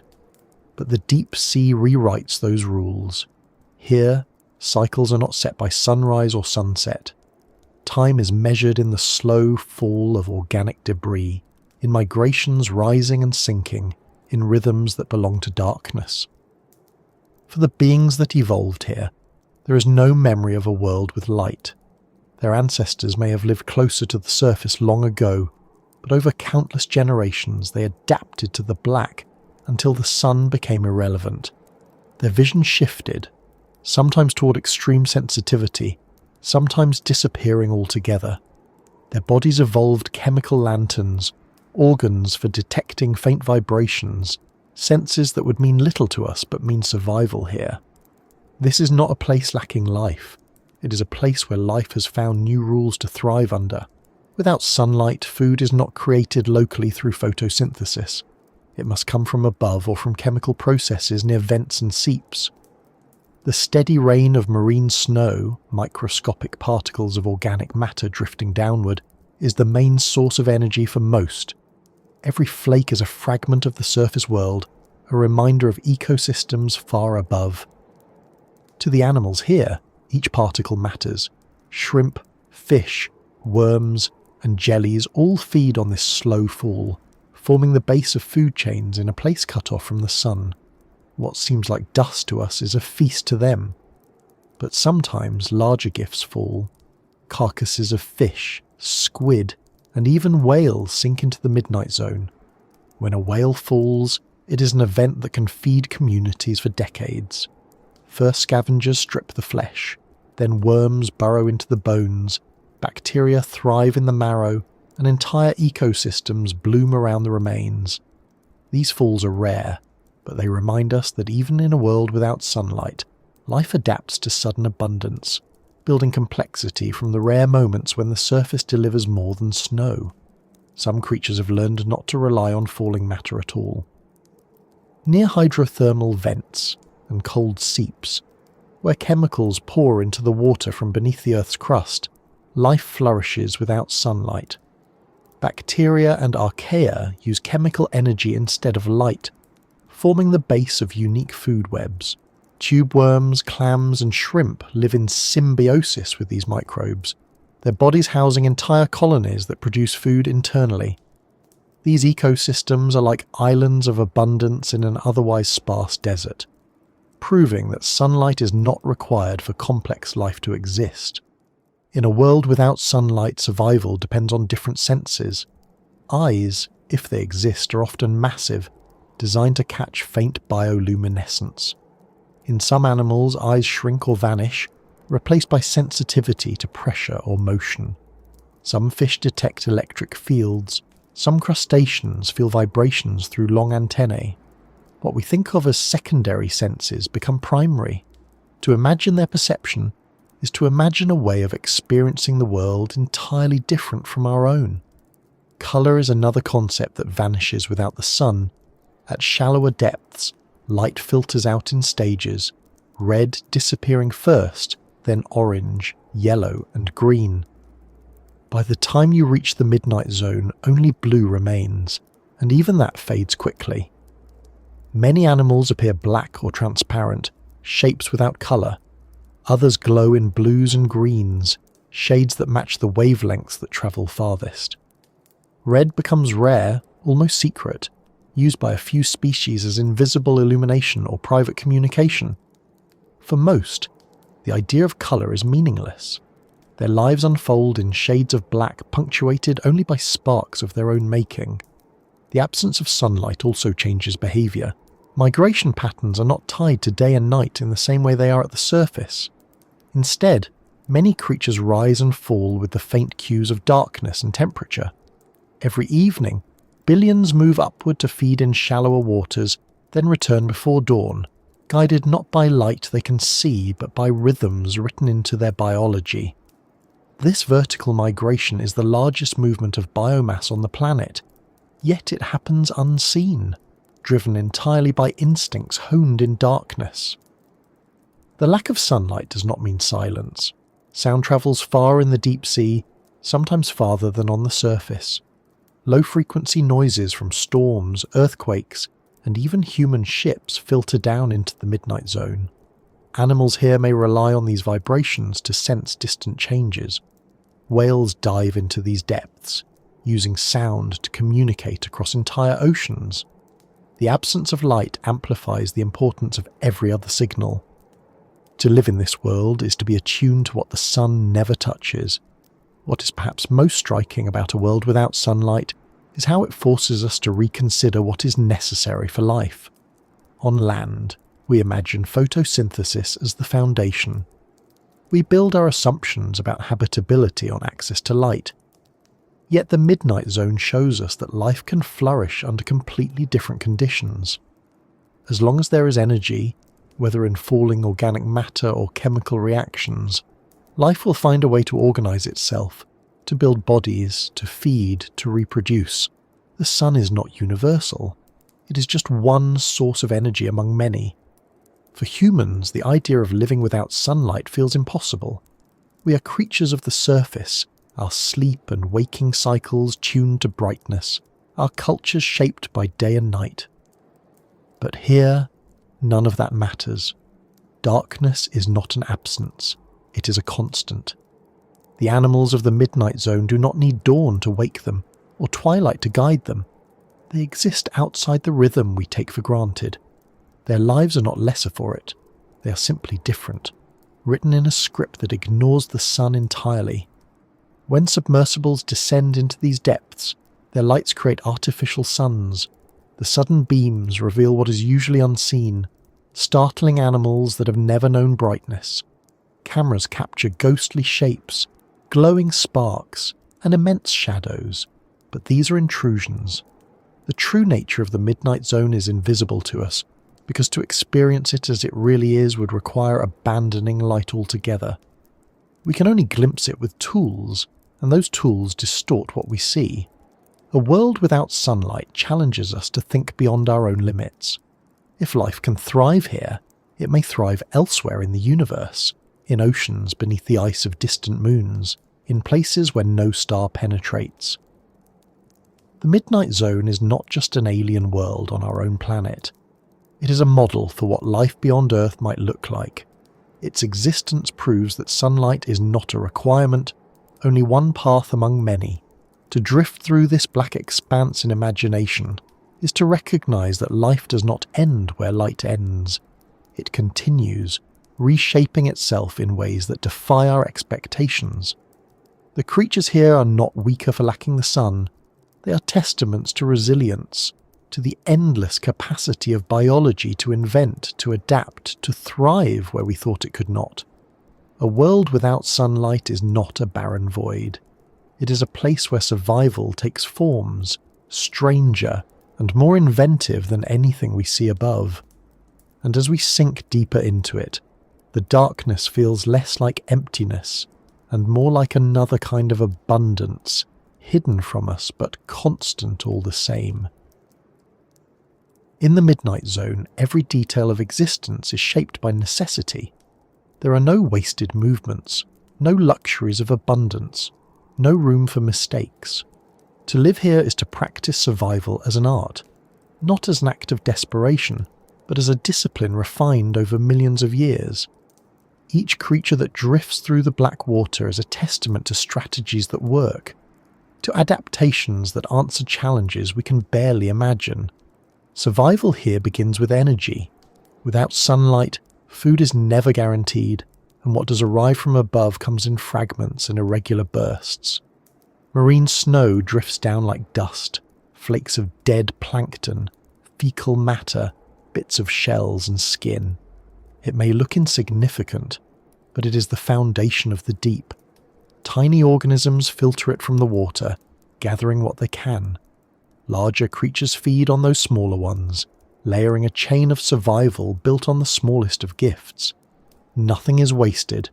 Even waste itself becomes food, passing energy from one life to another in a slow cycle that defines the Midnight Zone. When a larger body falls, a fish, a squid, a whale, the rules shift. These rare events are like banquets in the black. Scavengers arrive first, shrimp and amphipods swarming to strip the soft tissues. Then larger predators take what they can, jaws unhinging to swallow pieces far beyond what their bodies seem able to contain. Over time, worms and snails move in, bacteria flourish, and even bones are broken down. A single fall may feed an entire community for decades. The art of survival here is not only in finding food, but in making use of every possible scrap when abundance comes. Predation itself takes forms designed for efficiency. Ambush is more common than pursuit. Why waste energy chasing when you can wait? Anglerfish dangle lures that glow just brightly enough to draw prey. Gulper eels open mouths so large they can engulf anything that happens to drift near. Dragonfish use their invisible red lights to hunt in ways others cannot detect. Each predator has perfected a strategy that maximizes success while minimizing effort. In the Midnight Zone, the fastest hunter is not the most successful. The cleverest, the most patient, the most efficient is. Defense is also art. Without hiding places, without reefs or kelp or sandbanks, creatures must protect themselves in other ways. Some vanish through transparency, bodies so clear they are almost indistinguishable from the water itself. Others become mirrors, reflecting the faintest light from above. Some produce blinding bursts of bioluminescence, startling predators long enough to escape. Still others cover themselves in black so deep it absorbs almost all light, rendering them invisible even to the most sensitive eyes. The goal is always the same: not to be noticed, not to be eaten, not to waste precious energy in a futile chase. Reproduction is perhaps the most delicate part of survival in this world. Encounters between members of the same species can be rare. The distances are vast, the densities low, and the chance of finding a partner uncertain. Many animals release eggs and sperm directly into the water, relying on sheer numbers to ensure that some will meet. Others develop more unusual solutions. The male anglerfish, for instance, latches onto the female when he finds her, fusing his body to hers until he becomes a permanent attachment. His tissues merge into hers, his organs shrink, and eventually he is little more than a source of sperm sustained by her blood supply. It may look grotesque to us, but in an environment where finding another mate may never happen again, it is ingenious. Other species rely on light as a means of attraction. Tiny crustaceans release glowing trails, males crafting luminous displays that females recognize. Squid pulse in sequences that may be signals for courtship. though we've only begun to understand their meaning. Invisibility and silence dominate much of the midnight zone, but when reproduction demands it, animals risk being seen. To continue their lineage, they must break the rule of concealment, at least briefly. Survival is not only about the individual, it is about ensuring the future of the species. The art of survival is also in resilience to extremes. Pressure here would crush most organisms, but the creatures of the midnight zone have bodies without fragile cavities.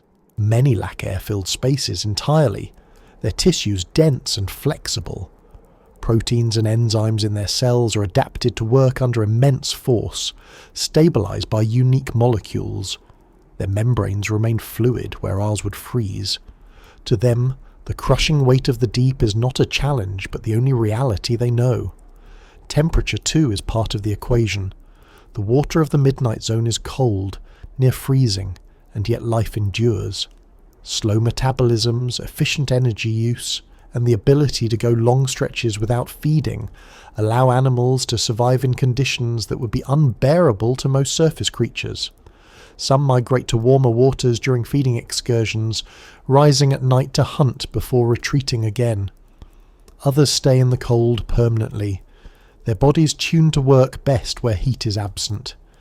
Even communication becomes an art in survival. Light is used not only for hunting or defence, but also for signalling.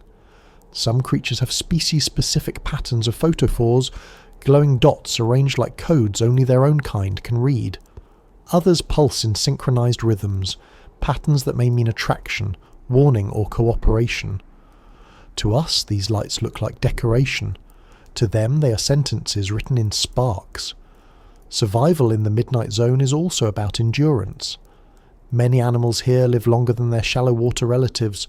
With slower metabolisms and less energy spent on constant activity, lifespans stretch out. Some deep-sea fish may live for decades, their slow growth and adaptation to scarcity. They do not rush through life, they extend it, taking what they need slowly, carefully, patiently. Humans sometimes think of the deep as hostile, as though it is actively resisting life. But the creatures that live here show us another truth. It is not hostility that defines the midnight zone, it is demand. Every adaptation is a response to demand, every survival strategy an answer to necessity. Life here is art because it is precise. Waste is not tolerated, excess is rare, balance is everything. This precision also means diversity. No single solution dominates. Some animals glow, some hide, some grow enormous, some remain tiny. Some are hunters, some are scavengers, some are parasites, some are symbiotic partners. Each strategy works, not because it is perfect, but because it fits into the larger puzzle. The art of survival is not about a single masterpiece. It is about an endless gallery of different forms, each crafted by the pressure, the darkness, and the scarcity of the deep. And what stands out most is that none of it is accidental. Evolution has carved these strategies over millions of years, testing, discarding, refining. The creatures we see are those whose ancestors succeeded, who found ways to endure long enough to reproduce, whose adaptations gave them just enough advantage to persist. Every glowing lure, every transparent body, every oversized jaw is part of that long lineage of experimentation. The midnight zone is not just a place of survival, it is a living archive of solutions, each one a work of necessity made into form. To imagine drifting through this space is to see not emptiness, but ingenuity. It is to recognize that life, when stripped of light and abundance, does not fade. It transforms. It turns scarcity into invention, darkness into communication, pressure into strength. The art of survival in the midnight zone is not dramatic. It is quiet, patient, relentless. It is written into every body that moves through the black, every flash of light, every moment of stillness. And as the journey continues, that art surrounds us, reminding us that life endures not by resisting its environment, but by becoming part of it completely. Down here in the midnight zone, time itself feels different. On the surface, we live by schedules, by alarms, by the rising and setting of the sun. Our days are measured in hours, our lives in calendars, our memories in seasons. In the deep sea, none of that exists. There is no sunrise to announce a morning, no sunset to signal an evening, no cycle of daylight to divide hours into familiar patterns. In a place where the sun never penetrates, the very idea of time begins to dissolve, leaving behind a different rhythm altogether. For us, it is difficult to imagine life without timekeepers. We look at clocks dozens of times each day. We structure everything from meals to work to sleep around minutes and hours. We're not simply guided by time, we're ruled by it. Yet the creatures of the midnight zone live in an environment where time is not measured in numbers. Their lives are written in cues that are subtle, slow, and often unpredictable. Theirs is a world without a clock, and somehow it works. One of the few cycles that matters here is the rain of marine snow. Every flake that drifts downward is a piece of time. It represents a moment from above, a bloom of plankton, a school of fish feeding, a storm stirring up the water. For the deep-sea animals that depend on this slow fall, each particle is a marker, a small sign that the world above has shifted. They may not measure hours, but they live in rhythms of scarcity and abundance, moments when food arrives and long stretches when it does not. Time is hunger and waiting, patience and chance. Another cycle is the great daily migration of creatures rising towards shallower water at night and sinking again before dawn. Billions take part, making it the largest movement of life on Earth. But those in the deep do not measure it in minutes or hours. They feel it in patterns of motion around them, in currents stirred by the upward swim of countless bodies, in the faint sounds and vibrations that ripple through the water column. Time here is not about numbers. It is about movement, about the living tide of animals shifting up and down every day without a single clock to guide them. Some animals in the midnight zone may still hold remnants of biological clocks tied to light, inherited from ancestors that live closer to the surface. But over generations, those rhythms have faded or changed. Where sunlight cannot reach, circadian rhythms may blur, becoming less distinct. Instead, creatures tune themselves to other signals, pressure changes, chemical cues, temperature shifts. A whale passing through may stir the water, marking time for the smaller creatures that sense its wake.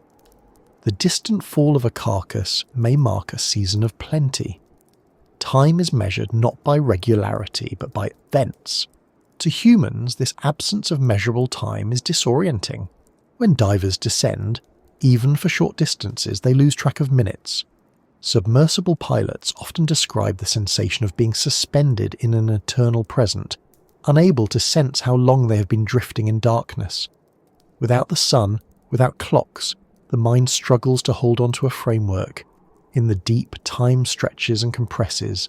A few minutes may feel like hours, hours may feel like days. It is easy to imagine that for the animals here, time is not something they perceive at all, only something we impose from the outside. Yet time does exist even here. It simply wears a different face. For many deep-sea creatures, survival depends on stretching their lives across decades. Slow metabolisms and reduced activity mean they age more gradually than their shallow water relatives. Some deep-sea fish may live for more than a century, growing so slowly that change is nearly invisible. Their perception of time, if it exists, must be vastly different from ours. What we would call an entire lifetime may be only a portion of theirs, measured not in busy days, but in endless seasons of stillness and drift. The absence of light also affects how generations unfold. For animals that release eggs and larvae into the water, development can take months or even years, guided not by day and night, but by chemical signals and slow growth.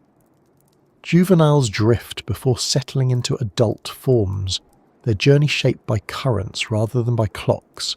Entire lineages unfold in blackness, each generation passing on strategies of survival without ever knowing a sunrise. Time is not history here. It is continuity, a thread stretching through darkness unbroken by daylight. Even predators and prey experience time differently. An ambush hunter like the anglerfish may wait motionless for hours, days, or longer, conserving energy until something passes close enough to catch. For the fish that finally drifts near, the moment is sudden, violent, final. But for the anglerfish, it is only one instant in a long stretch of stillness. In a world without clocks, patience becomes the measure of time. Waiting is not delay, it is existence. When scientists bring back footage from the deep, one of the most striking things is how slow everything appears. Jellyfish pulse gently, their bells rising and falling without urgency. Squid hover silently, tentacles drifting like threads. Fish move carefully, conserving energy, never wasting speed unless absolutely necessary. Part of this slowness is real, a reflection of survival in scarcity. Part of it may be perception, as our eyes are accustomed to constant movement and change. But either way, the deep feels timeless, suspended outside the rush that defines our world above, and yet the midnight zone is not immune to change. Time leaves its marks in other ways. Sediment on the seafloor builds slowly, layer upon layer of particles drifting down. In these layers, scientists can read the history of the ocean. Volcanic eruptions, storms, climate shifts, even traces of human activity. To us, these layers are timelines, each one a record of years or centuries. To the creatures living above them, they are simply the ground beneath their bodies, unnoticed, irrelevant. The seafloor remembers what the animals do not. Time also arrives in the form of migrations from outside. Whales dive deep to hunt squid, carrying with them rhythms from the surface. Their presence is both sudden and regular, a kind of clock imposed on the deep. For the squid, the arrival of whales is not measured in dates or years. It is experienced as survival or death, as another rhythm of danger passing through. To them, time is not abstract. It is immediate, embodied in the sudden appearance of predators or the long absence of food. The absence of sunlight also means the absence of seasons as we know them. On land, plants bloom, leaves fall, snow comes and goes. In the deep, temperature remains almost constant. Darkness never shifts. The creatures here do not experience spring or winter. Their seasons are defined by different rhythms. A plankton bloom far above that increases marine snow, a rare carcass fall that feeds entire communities, a volcanic vent opening or closing on the seafloor. These are the seasons of the midnight zone, irregular and unpredictable, but just as real to those who live here as summer and winter are to us. What emerges from all of this is a picture of life existing outside the framework we take for granted. Time without a clock is not chaos, it is a different order, one written in patience, in endurance, in subtle signals. To us it may feel alien, disorienting, even impossible to imagine. But to the creatures of the deep, it is the only reality they have ever known. They do not need hours and days. Their survival depends on cycles we barely recognize. The fall of food, the drift of currents, the rare encounters with others of their kind. For humans, the idea of time without a clock raises questions beyond biology. If life can thrive in such conditions, perhaps our own attachment to time is not as universal as we believe. Perhaps time, as we measure it, is only one version of reality, tied to the sun and the cycles of the surface. The midnight zone reminds us that life does not require clocks. It requires adaptation, resilience, patience. Time is not a number on a dial. It is the rhythm of existence itself, and that rhythm changes depending on where you live. To drift through this world is to let go of our own markers, to imagine life where waiting is not wasted, where generations stretch across centuries, where every moment is shaped not by hours but by survival. A world without a clock is not a world without order. It is simply a world where order looks different, where survival itself is the only measure that matters. In the midnight zone, silence is never truly silence. The absence of sunlight has taken away one form of communication, but the darkness has opened another. The ocean is not empty of voices. It is filled with languages we're only beginning to decipher, conversations that take place in light, in sound, in vibration, in chemicals we cannot sense. To us it feels alien, but to the creatures here, it is the ordinary rhythm of life. This is the language of the abyss, and it is spoken by everything that survives in its black waters. For many, light is the first medium. Bioluminescence is not decoration but vocabulary. Flashes, pulses and glows form signals as clear to their receivers as words are to us. A lantern fish glowing with a specific pattern of photophores is not simply shining. It may be identifying itself to a mate, warning rivals, or concealing its outline from predators. A squid releasing a sudden burst of bioluminescent ink is sending a different kind of message. A warning, a distraction, a command for attention before vanishing into darkness. Even the steady glow of a siphonophore colony may serve as a statement of presence, its length illuminated like a chain of beacons drifting through the dark. Each signal carries risk.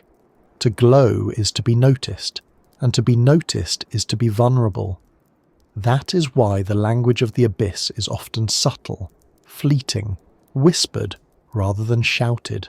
Some species can control their photophores with precision, flashing in short bursts that disappear almost instantly, like Morse code tapped on water.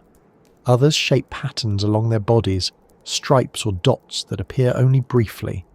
We struggle to read them, but to the animals themselves these flickers may be sentences as complex as any spoken phrase. Sound is another form of communication. In the deep sea, sound travels farther than light, carrying through the dense water with remarkable efficiency. Whales use this property to sing songs that cross entire oceans. Their calls descend into the midnight zone, filling it with low-frequency vibrations that we can record but cannot fully understand. To them, these songs may be declarations of territory, invitations to mates, or signals to companions across distances unimaginable to us. Smaller animals use sound too, though not always in ways obvious to us. Some fish produce clicks or grunts, vibrations that ripple through the water. Crustaceans snap claws or rub body parts together, creating signals too faint for us to hear without instruments, but easily detected by others of their kind.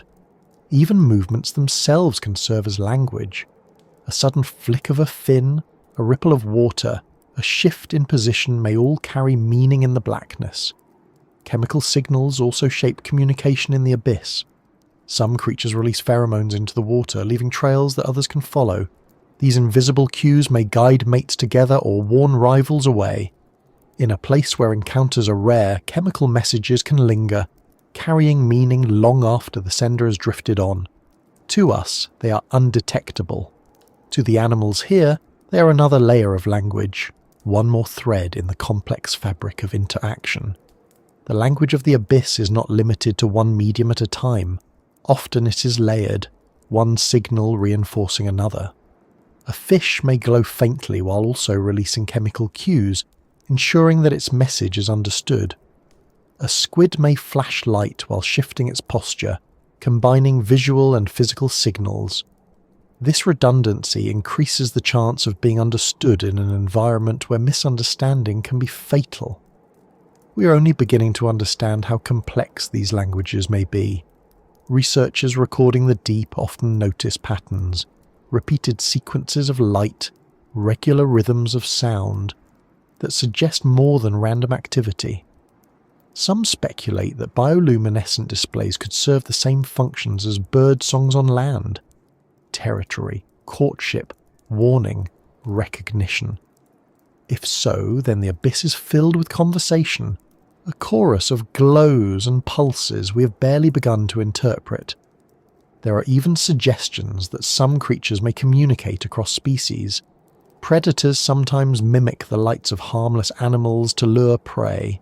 If prey animals learn to recognize and avoid such patterns, then an arms race of communication begins. one side inventing deception, the other inventing recognition.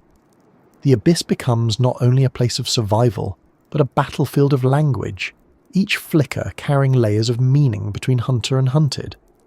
What makes this communication remarkable is that it exists without reference to sunlight. On the surface, vision is shaped by the sun, sound by air, seasons by cycles of light and dark. In the deep, none of those rules apply. Language has evolved independently, shaped by darkness and pressure.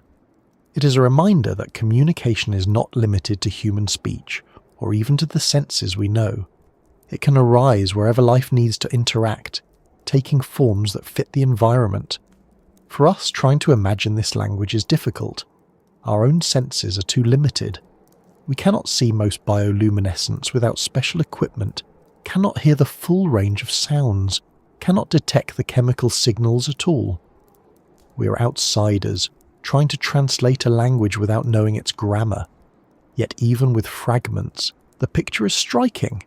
The abyss is not silent. It is full of voices, each adapted to speak in darkness. When submersibles descend, their lights and engines intrude on this language. Animals scatter, signals are interrupted, patterns are broken. What we record is often distorted, an echo of what is really happening when no one is watching. The true conversations of the abyss are hidden from us, continuing endlessly in the dark, invisible to our clumsy attempts to listen. Still, what we do know is enough to change how we think about communication. If creatures can build languages out of flashes and vibrations, then language itself is not unique to us. It is a natural consequence of survival, a way for life to connect in any environment. The abyss proves that words are only one form among many, that meaning can be carried in glows, in pulses, in trails of chemicals drifting invisibly through water. The language of the abyss is also a reminder of how much we do not know. Every dive into the deep reveals new patterns, signals that defy explanation, displays that suggest complexity we cannot yet decode. Perhaps in time, with better tools, we will learn to interpret these flashes as sentences, these pulses as messages. For now, we can only marvel at the fact that in a world without light, life has invented so many ways to speak. To drift through this place is to be surrounded by invisible conversation. Every spark may be a greeting, every sound a warning, every vibration a call. The abyss is alive with voices, but they are not ours. They belong to the creatures that have lived here for millions of years, shaping their language in darkness, speaking in ways we're only beginning to hear. The Midnight Zone is not only a place of science. For as long as people have looked out across the sea, they have filled its depths with imagination. Long before anyone could descend into the black, stories grew about what might live there, and those stories still echo in our culture. The abyss has always been a canvas for human fear and wonder, a space we could not see but could not stop thinking about. What we imagine in the dark often says as much about us as it does about the ocean itself. Sailors were among the first to give shape to these ideas. To them, the ocean was both livelihood and danger, a force that fed them and threatened to swallow them whole. When ships vanished, when storms pulled crews into the deep, the explanations often turned to monsters, gigantic squids with arms long enough to wrap around entire vessels, serpents that slithered just beneath the waves, creatures with eyes glowing from the blackness, all became part of the lore of the sea. These were not idle tales. They were ways to explain a world that remained inaccessible, a world that resisted measurement or certainty. Legends of the Kraken grew out of sightings of giant squid, animals that really do rise from the depths but were rarely seen alive until modern times. Fishermen who found tentacles washed ashore or scars on whales filled in the blanks with imagination. The abyss was not simply dark water, it was a realm where monsters waited. In those early centuries, the Midnight Zone was less a scientific frontier than a stage for myth. Writers and artists built on these ideas. In literature, the deep sea became a symbol of mystery, fear, and the unknown. Jules Verne imagined submarines facing massive creatures beneath the waves in 20,000 Leagues Under the Seas. Later writers used the ocean as a metaphor for the subconscious, a place where hidden thoughts and desires lurked just out of reach. The Midnight Zone became not only a physical place but a psychological one, a mirror of the fears and fascinations that humans carry within. Even today, when science has given us clearer glimpses of the deep, imagination continues to shape how we see it. Documentaries often portray the abyss as alien, filling narration with comparisons to outer space. Filmmakers design monsters for science fiction that borrow features from anglerfish, squids, and transparent jellies. The Midnight Zone is still treated as a place beyond our world, even though it lies beneath our own oceans. Our minds cannot resist turning it into a frontier for storytelling, but the echoes in imagination are not only about fear, they're also about awe. People standing on beaches at night watching bioluminescence glow in the waves have always been struck by the idea that the ocean carries its own stars. The idea that entire realms beneath the surface shine with their own lights has fueled not only myths, but inspiration. Painters, composers, and poets have drawn from the mystery of the deep, trying to capture the sense of being surrounded by darkness, alive with unseen voices. For scientists, imagination has played its role too. Before submersibles, before cameras, researchers could only guess what lived below. Their guesses were often extravagant. Drawings of fish with exaggerated teeth, creatures with bizarre appendages, forms that seemed more like nightmares than biology. Some of those guesses turned out to be accurate, others wildly wrong, but the act of imagining helped push exploration forward. It gave shape to the questions that would later drive expeditions. The abyss was not studied only with instruments. It was also studied with stories. Even now, the line between imagination and observation remains blurry. Submersible footage sometimes captures flashes of light or shadowy shapes that cannot be explained. Scientists release images of animals so strange they might as well be inventions. Fish with mouths like cages, jellies that unravel into glowing ribbons, siphonophores longer than whales. Each new discovery feels like something dreamt before it was seen. In this way, imagination and reality circle each other, each fueling the other's growth. The echoes in human imagination also reveal our fascination with the idea of the alien. We often think of space as the final frontier, but in truth, the ocean's depths are equally foreign. That is why science fiction set on other planets so often borrows from the sea. Creatures with glowing bodies, transparent skin, or immense eyes are not entirely invented. They are echoes of the Midnight Zone transplanted into distant galaxies. Our vision of the alien is rooted in what we already know about the abyss. Cultural myths show the same patterns. From Japan's tales of sea dragons to Norse stories of the Midgard serpent, from Polynesian legends of deities dwelling in the ocean to Caribbean stories of spirits beneath the waves, the deep has always been populated with beings larger than life. The Midnight Zone, though never seen directly, was never thought of as empty. People filled it with gods, demons, and guardians. Each culture heard the silence of the deep and filled it with its own language. As technology expanded, imagination adapted. The invention of sonar and deep-sea exploration in the 20th century changed how people pictured the abyss. Instead of endless monsters, the focus shifted to mystery. Strange signals recorded by hydrophones, unidentified noises echoing across entire basins.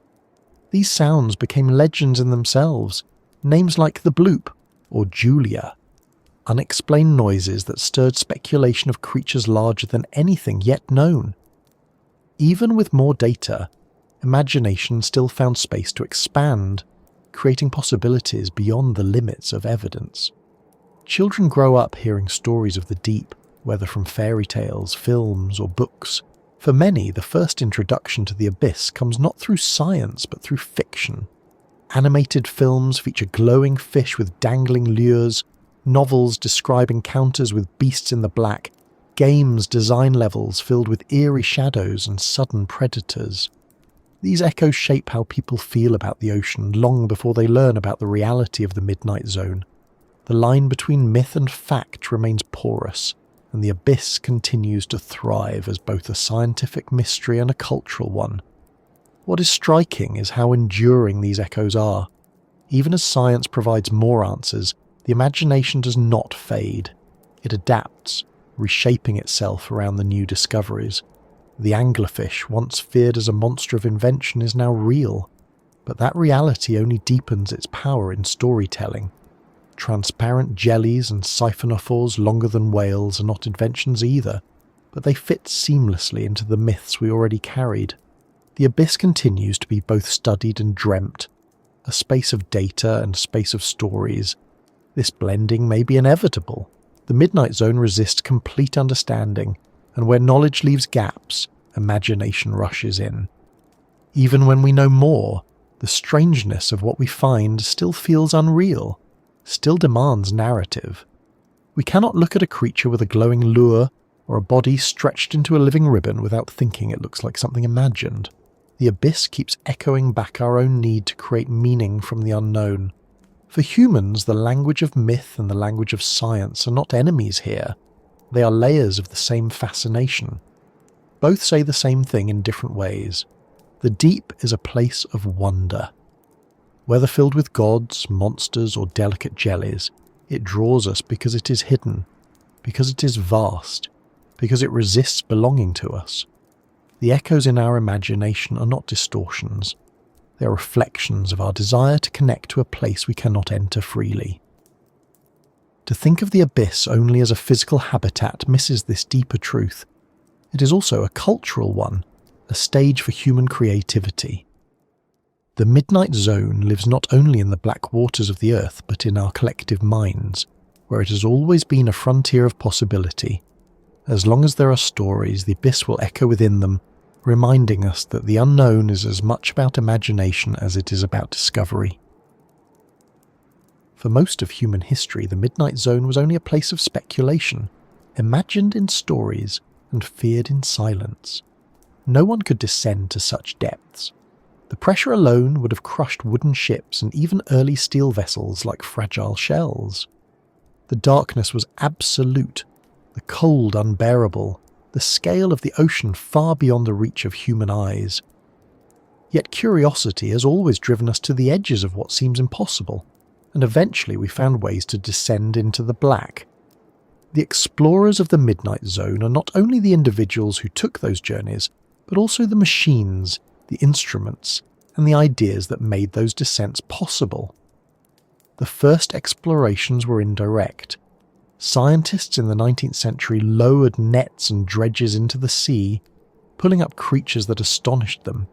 Strange fish with enormous eyes, delicate jellies that collapsed on the way up, brittle stars, shrimps and worms that seemed too alien to belong to the same earth. Some refused to believe these animals lived at great depths. They assumed the nets had drifted into shallower waters. But as expeditions grew more ambitious, the evidence became undeniable. Life thrived in places where no sunlight could reach. One of the great turning points came in the mid-20th century with the bathyscaphe Trieste. In 1960, Jacques Picard and Don Walsh descended into the Mariana Trench, reaching nearly 11 kilometres below the surface. The Trieste was not graceful. It was a steel sphere attached to a massive float filled with gasoline, chosen because it was lighter than water and resistant to compression. The descent took nearly 5 hours, the two men squeezed into a cabin just 2 metres across. Outside, the pressure was more than 1,000 times what we experience at sea level, enough to crush submarines if not built for the task. And yet they made it. And at the bottom, they saw life, a flatfish, shrimp-like creatures, proof that even in the greatest darkness, existence persisted. Their journey was a statement that the Midnight Zone and beyond could be reached, that it was not beyond human presence. Since then, exploration has advanced through technology more than through direct human descent. Submersibles became more sophisticated, with thick acrylic windows and robotic arms. Remote-operated vehicles, or ROVs, allowed scientists to see and manipulate the deep without risking lives. Cameras capable of withstanding immense pressure revealed creatures in their natural habitats, glowing, drifting, hunting in ways never imagined. The Midnight Zone shifted from myth to study, from silence to recorded image. Still, every descent carries with it a sense of awe. The first time a team sends a submersible into the black, there is a moment when the last traces of sunlight vanish and the lights of the vehicle are the only brightness left. The feeling is like leaving Earth entirely. Pilots describe the sense of floating in space, of drifting through a void that feels infinite. And then gradually the lights reveal what has always been there: fish with transparent heads, squid flashing brief signals, jellies pulsing like living lanterns. Each encounter is a discovery. Each dive feels like entering another world. Exploration is not only about sight. Instruments record temperature, salinity, pressure, and chemical composition. Hydrophones capture the sounds of whales, earthquakes, and even the faint clicks of fish. Water samplers bring back evidence of bacteria and plankton invisible to the eye. Each piece of data is part of the puzzle, helping to map an ecosystem too vast for us to know directly. But technology does more than observe. It allows us to ask questions we never could before. What happens when a carcass falls into the Midnight Zone? ROVs have recorded scavengers arriving within minutes, shrimp and amphipods swarming, fish circling, entire communities appearing from the darkness as though waiting. What happens near hydrothermal vents? Cameras reveal oases of life, tube worms stretching meters long, crabs and shrimp clustered in thousands. These recordings transform speculation into evidence, imagination into understanding. The explorers of the Midnight Zone are not only scientists and machines, they are also the animals themselves, the ones who rise from the deep and meet us halfway. Whales are the most dramatic of these travellers. Sperm whales dive more than a kilometre down to hunt giant squid, holding their breath for over an hour, navigating and hunting in the black with sonar. Their journeys connect the surface with the depths, carrying knowledge of both worlds in their bodies. When they return scarred from battles, they bring with them proof of the giants below. They are explorers long before us, adapted to do what we can only achieve with machines. Even smaller creatures are explorers in their own way. Lanternfish, rising each night from the Midnight Zone to feed closer to the surface, travel distances that, scaled to their size, are as extraordinary as any human voyage. Shrimp, jellies, and squid join them, creating a vertical migration that dwarfs all human expeditions in scale. Every night the deep itself moves, billions of lives crossing boundaries we once thought impassable. Their exploration is not driven by curiosity but by survival, yet it shapes the planet as surely as any discovery mission. For humans, exploration is always tied to story. Each dive into the abyss carries echoes of past legends. Each strange creature becomes a headline. Anglerfish, gulper eels, dragonfish, siphonophores, all have made their way into books, documentaries, and museums. The Midnight Zone is still portrayed as alien, as though we have not yet learned to accept it as part of our own Earth. Perhaps that is the allure. To explore here is to touch something that feels like another planet without leaving our own. The risks are still real. Pressure is unforgiving, currents unpredictable, and the distance is vast. Machines can fail, signals can be lost, storms above can cut missions short. Exploration of the deep is expensive, requiring ships, crews, and technology few nations can afford. That is why so much of the Midnight Zone remains unseen. Even with modern tools, we have mapped only fragments. We know the outlines of mountain ranges on Mars more clearly than the canyons of our own sea floor. Yet progress continues. Autonomous underwater vehicles now roam without tethers, mapping and recording as they drift. High-resolution cameras reveal details in darkness that once seemed impossible. New sensors detect life at the microbial level, tracing the chemistry of survival. With each advance, the Midnight Zone becomes less myth and more reality, though it never loses its sense of strangeness. The explorers are also artists, filmmakers and storytellers who bring the deep into culture. Without them, the images would remain locked in research archives. Instead, glowing creatures appear on screens, narrated for audiences who may never see the ocean at all. Exploration becomes not only a scientific act but a shared experience, a way to connect people to a world they did not know existed. The Midnight Zone becomes part of human imagination not only as myth but as fact. What is striking is that exploration never truly ends here. Each dive, each recording, each expedition brings back something unexpected. New species are described almost every time. Sometimes they are small, a shrimp, a worm, a jelly. Sometimes they are larger, new kinds of fish, strange cephalopods, siphonophores longer than any animal yet known. The abyss resists completion. It remains open, endless, always capable of surprising us. In that sense, the explorers of the Midnight Zone are part of a continuum. Sailors who told stories of monsters, scientists who dredged strange fish, pioneers who descended in steel spheres, engineers who built machines to map the dark, whales that dive to hunt giants, shrimp that migrate in billions. All are explorers, all part of the ongoing act of encountering the deep. To explore here is not to conquer, it is to witness, to learn, to admit that even on our own planet there are realms we barely know.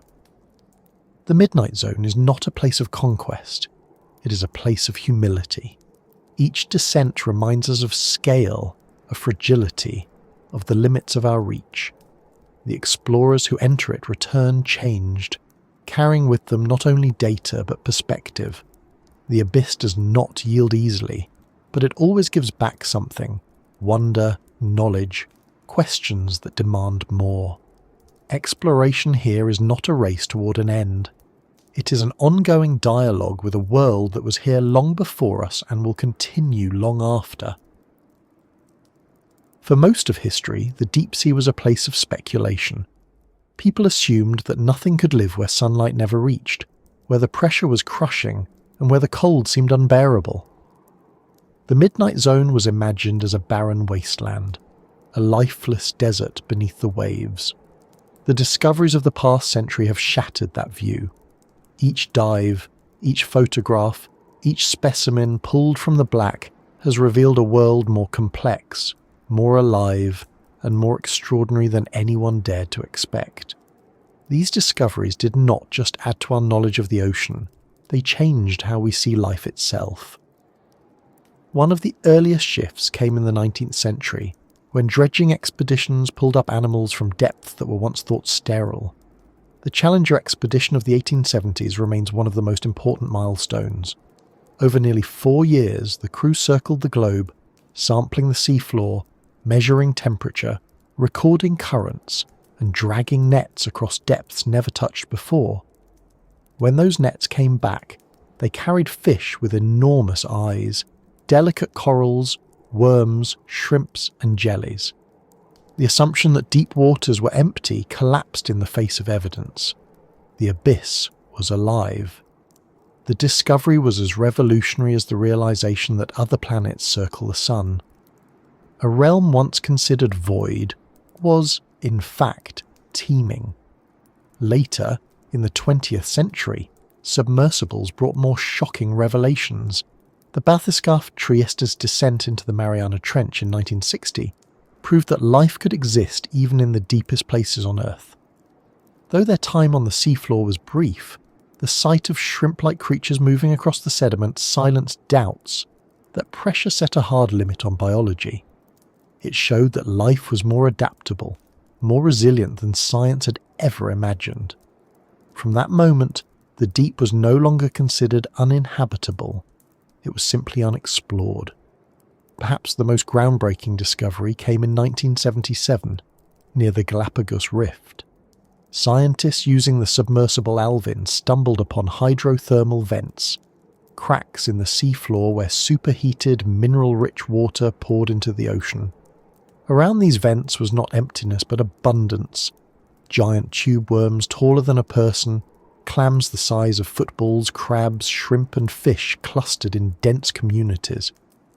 Until then, biology was thought to depend entirely on sunlight. Here was proof of another possibility. The base of this ecosystem was not photosynthesis but chemosynthesis, bacteria and archaea using chemicals like hydrogen sulfide to produce energy. It was life built on a foundation entirely separate from the sun. That discovery transformed not only ocean science, but also ideas about life beyond Earth. If biology could thrive in the black depths around vents, perhaps it could also thrive beneath the ice of distant moons in places where no sunlight ever shines. Another discovery that reshaped our view was the sheer scale of vertical migration. For decades, sonar operators noticed strange signals in the water column, layers that rose and fell with the day. At first, they thought it was the seafloor itself. Only later did they realize it was billions of organisms, as fish, shrimp, squid and more, moving upward each night to feed and sinking back each day. It is the largest migration on the planet, dwarfing the movements of birds or wildebeest, and it happens every single day, unseen by us above. The realization that the midnight zone is not static but in constant motion changed how we understood the ocean's role in global cycles of carbon and energy. Bioluminescence has been another revelation. We always knew some animals glowed, but the true extent only became clear when cameras and submersibles captured the black water alive with sparks and pulses. Scientists now estimate that the majority of animals in the deep can produce light in some form. It is not rare, it is normal. The abyss is not dark at all when seen through the eyes of its inhabitants. It is filled with communication, deception, hunting, and signalling. What was once thought of as a silent void is actually a living conversation carried out in light. The discovery of giant squid, once legendary, also shifted our understanding. For centuries, stories of enormous tentacled creatures were dismissed as exaggeration. Then carcasses began to appear, then fragments in the stomachs of whales, and finally, in recent years, living giant squid were filmed in their natural habitat. What was once myth is now fact, and with it comes the recognition that our planet holds animals of scale and strangeness we still barely comprehend. Each sighting reminds us that the deep continues to hold mysteries large enough to fuel imagination. More subtle discoveries have been just as transformative. Transparent fish with heads like glass, revealing their organs inside, jellies with bodies like drifting sculptures, unravelling into delicate filaments, siphonophores stretching for dozens of meters, colonies acting as one. Each of these reveals not only the diversity of the deep, but also the ingenuity of evolution. Life does not just survive here, it thrives with creativity, finding solutions to problems in ways we never anticipated. Technology has amplified these discoveries. High-definition cameras capture details once invisible. Autonomous vehicles roam for weeks, sending back streams of data. Genetic analysis reveals new species hidden within samples we thought we already knew. The result is a steady stream of revelations, each one challenging the assumption that we have mapped or measured our planet completely. The ocean reminds us again and again that we are still beginners. These discoveries have ripple effects beyond marine biology. The idea of life without sunlight influences how astronomers search for habitable worlds. The understanding of vertical migrations reshapes climate science, showing how carbon is transported into the depths. The recognition of bioluminescence influences technology, inspiring new materials and communication systems. Even the study of deep-sea enzymes has medical implications, with proteins stable under pressure and cold offering potential for industry and health. The midnight zone is not just a curiosity, it is a source of knowledge that reaches into countless fields. What has perhaps changed most is perspective. The abyss is no longer imagined as lifeless or alien to Earth. It is recognized as the largest habitat on the planet, covering more area than forests, deserts, and plains combined. Its creatures are not exceptions, but part of the majority of life's story. We are the unusual ones, living in sunlight on land. They are the norm, surviving in darkness under pressure. That reversal of view is as important as any single discovery. It forces us to see ourselves differently, to understand that life on Earth is broader and stranger than we once believed. And even with all these discoveries, what stands out is how much remains unknown. Scientists estimate that the vast majority of deep-sea species have not yet been described. Each expedition brings back new forms. Each camera dive records behaviours never seen before. The abyss continues to resist completion, always holding back more secrets. That endless potential for discovery is what keeps exploration alive, what keeps imagination tied to science, what keeps us returning to the black. The discoveries that have changed our view remind us of two truths. First, that the ocean is not empty. It is abundant, strange, and essential. Second, that we are still at the beginning of understanding it.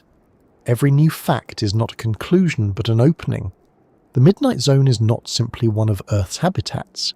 It is a frontier, a reminder that mystery still exists, not in distant galaxies, but beneath the waves of our own planet. Even with all the advances in technology, even with submersibles that can reach the deepest trenches and cameras that can withstand pressures far beyond what the human body could endure, the Midnight Zone remains mostly unknown. What we have seen so far is only a fraction, a scattering of glimpses caught in brief moments of exploration. The secrets still hidden are larger than what we know, and that imbalance is part of what makes this part of the ocean feel inexhaustible.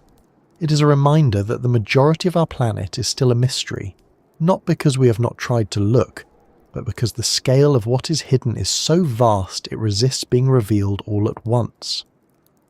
The most obvious secret lies in the number of species we have yet to identify. Every time scientists send down a remotely operated vehicle or haul up a net, new forms appear.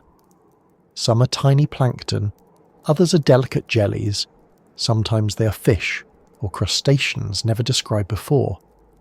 The rate of new discoveries suggests that we have catalogued only a small percentage of what actually lives in the Midnight Zone. If the majority of the ocean is unexplored, then the majority of its inhabitants are as well. That means the true diversity of this habitat remains concealed, a living archive of forms that may take centuries to uncover. The behaviours of deep-sea animals are another hidden realm. Seeing a creature for a few seconds on a camera does not tell us how it lives. We may glimpse an anglerfish with its glowing lure, but we do not know how often it feeds, how long it waits between meals, how it finds a mate in the vastness of the dark.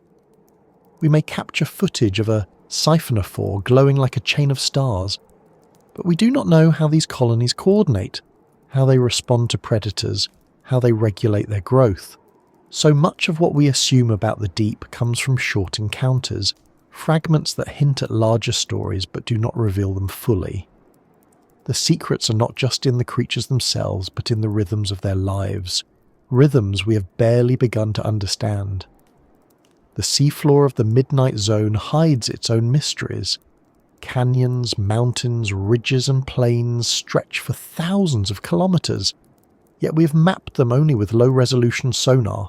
Whole ecosystems may exist there, isolated and unknown. Hydrothermal vents were discovered by accident, and since then, dozens more have been found, each supporting unique communities. But there are likely hundreds, perhaps thousands, still unrecorded.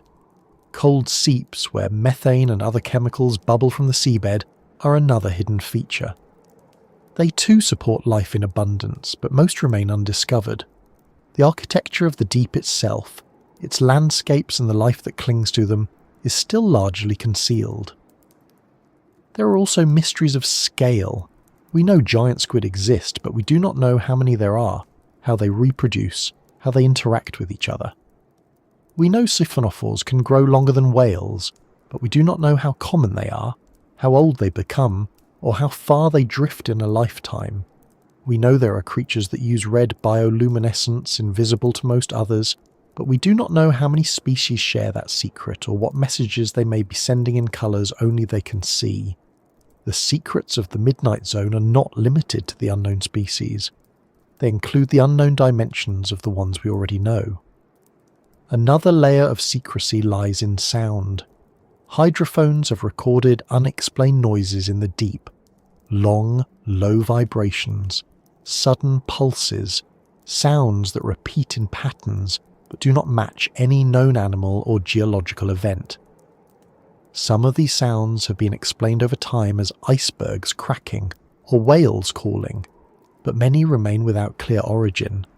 They are reminders that in the darkness, communication and movement are happening constantly, far beyond our current ability to interpret. Each unexplained sound is a fragment of a hidden language still waiting to be translated. The role of the Midnight Zone in the planet's systems is also partly hidden. We know vertical migration moves carbon from the surface to the deep, but we do not know the full extent of how this process shapes climate. We know marine snow feeds countless organisms, but we do not know how its quality and quantity shift with changing oceans. We know carcasses falling to the seafloor sustain communities for decades, but we do not know how often such falls occur, how far their influence reaches, or what long-term cycles they create. These processes are not only secrets of the Midnight Zone, they are secrets that matter for the entire Earth, hidden in the blackness but shaping the surface world we live in. Even time itself hides secrets here. The lifespans of deep-sea creatures are often unknown. Some fish may live for centuries, others for only a few years. Growth rates are so slow and reproduction so rare that it is difficult to measure. Without knowing how long these animals live, we cannot know how stable their populations are, how vulnerable they may be to changes, or how long they have been part of the ecosystem. The abyss holds ancient lives, but their full timelines are still hidden from us. Part of why so many secrets remain is the challenge of exploration. Each descent requires expensive ships, specialized machines, and careful planning. The areas that can be studied are small compared to the size of the Midnight Zone. A single ROV dive may explore only a tiny section of seafloor, and then it may take years to analyze the footage and samples. The pace of discovery is slow not because the secrets are few, but because the ocean is vast beyond comprehension. Every secret revealed comes at the cost of immense effort, and for each one uncovered, countless more remain. The Midnight Zone also hides secrets we may never fully grasp because of the fragility of its inhabitants. Many creatures collapse or dissolve when brought to the surface, their bodies unable to withstand the change in pressure. Some are so transparent or delicate that nets cannot capture them intact. Cameras give us fleeting glimpses, but the full reality of these animals remains hidden in the black beyond our ability to study directly. Their existence is known, but their essence remains secret. There are secrets too in the history written in sediments. Each layer of the seafloor records a story of climate shifts, volcanic eruptions, even human influence. But these layers are kilometers deep, accessible only through cores drilled at great cost. They contain records of Earth stretching back millions of years, stories of ancient oceans, extinctions and recoveries. The Midnight Zone is not just a habitat for living creatures. It is a library of geological and biological memory, most of which we have never read. What makes these hidden secrets compelling is not only that they are unknown, but that they are possible. Every discovery so far suggests that what remains unseen is just as extraordinary, if not more so, than what has been revealed. The idea that there are still animals as yet undescribed, behaviours never filmed, ecosystems undiscovered, makes the Midnight Zone a place where mystery is not just a relic of the past, but an ongoing reality. Unlike so many other parts of our planet that have been charted and measured, the abyss resists closure. It remains open, full of unanswered questions, and there is one more secret, one that lingers in the imagination, the possibility that life in the Midnight Zone may hold clues to life beyond Earth. If organisms can thrive here without sunlight, living on chemical energy and surviving pressure and darkness, then the same might be true on icy moons like Europa or Enceladus. What is hidden in our own ocean may be a preview of what exists elsewhere. The secrets of the midnight zone may not only reshape our view of Earth, but of the universe itself. To move through this place, even in thought, is to move among mysteries. Every shape in the dark may be a new species, every sound may be an unknown call, every glimmer of light may be a signal we cannot yet read. The midnight zone is not empty. It is filled with secrets, still hidden, still waiting, still reminding us that the greatest mysteries of life are not always distant stars, but the black waters that cover our own world. When we imagine drifting in the midnight zone, surrounded by blackness so absolute that even the memory of sunlight feels distant, there comes a point when the mind itself begins to shift. The creatures of the deep exist in ways that challenge our assumptions, and simply thinking about them forces us to reflect on what life really is, what survival means, and how small our own patterns of living appear in comparison. Reflections in the dark are not only about the animals themselves, but about what they reveal about us. The first reflection comes from the sheer persistence of life.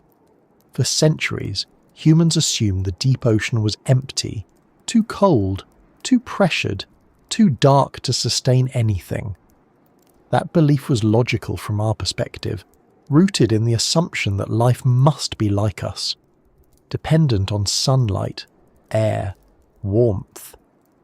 But the abyss shows us that life is broader, more flexible, more inventive. The fact that entire ecosystems flourish without the sun forces us to question how narrow our imagination has been. It reveals that what we take as universal may only be local. Our kind of survival is one option. There are countless others. The second reflection comes from the balance between fragility and resilience. Many creatures of the deep look delicate, bodies made of gelatin, transparent, easily destroyed if handled, and yet those same creatures endure pressures that would crush us instantly. Their fragility is not weakness, it is adaptation. They survive not by resisting the environment, but by becoming part of it, by yielding where we would break. It is a lesson in a different kind of strength, one that does not fight, but flows. The third reflection is about patience. Life in the midnight zone unfolds slowly. Predators wait motionless for hours or days. Growth happens over decades. Reproduction is rare, timed carefully to maximize survival. Compared to our constant rush, our need for speed, this slowness feels alien. Yet it is effective. It suggests that survival does not require urgency, that sometimes the most successful strategy is stillness, endurance, and the ability to wait. It challenges our belief that progress always means movement, that speed always equals success. There's also reflection in the creativity of adaptation. Bioluminescence is not only a curiosity, but a reminder that life invents new tools when old ones fail. In the absence of sunlight, animals made their own. Invisibility, transparency, gigantism, patience. These are not random quirks. They are deliberate solutions shaped by time and pressure. To reflect on them is to recognize that life is not only persistent but endlessly resourceful, finding ways to thrive even when conditions seem impossible. Humans looking into the abyss often describe it as alien, but the reflection that emerges is that we are the strange ones.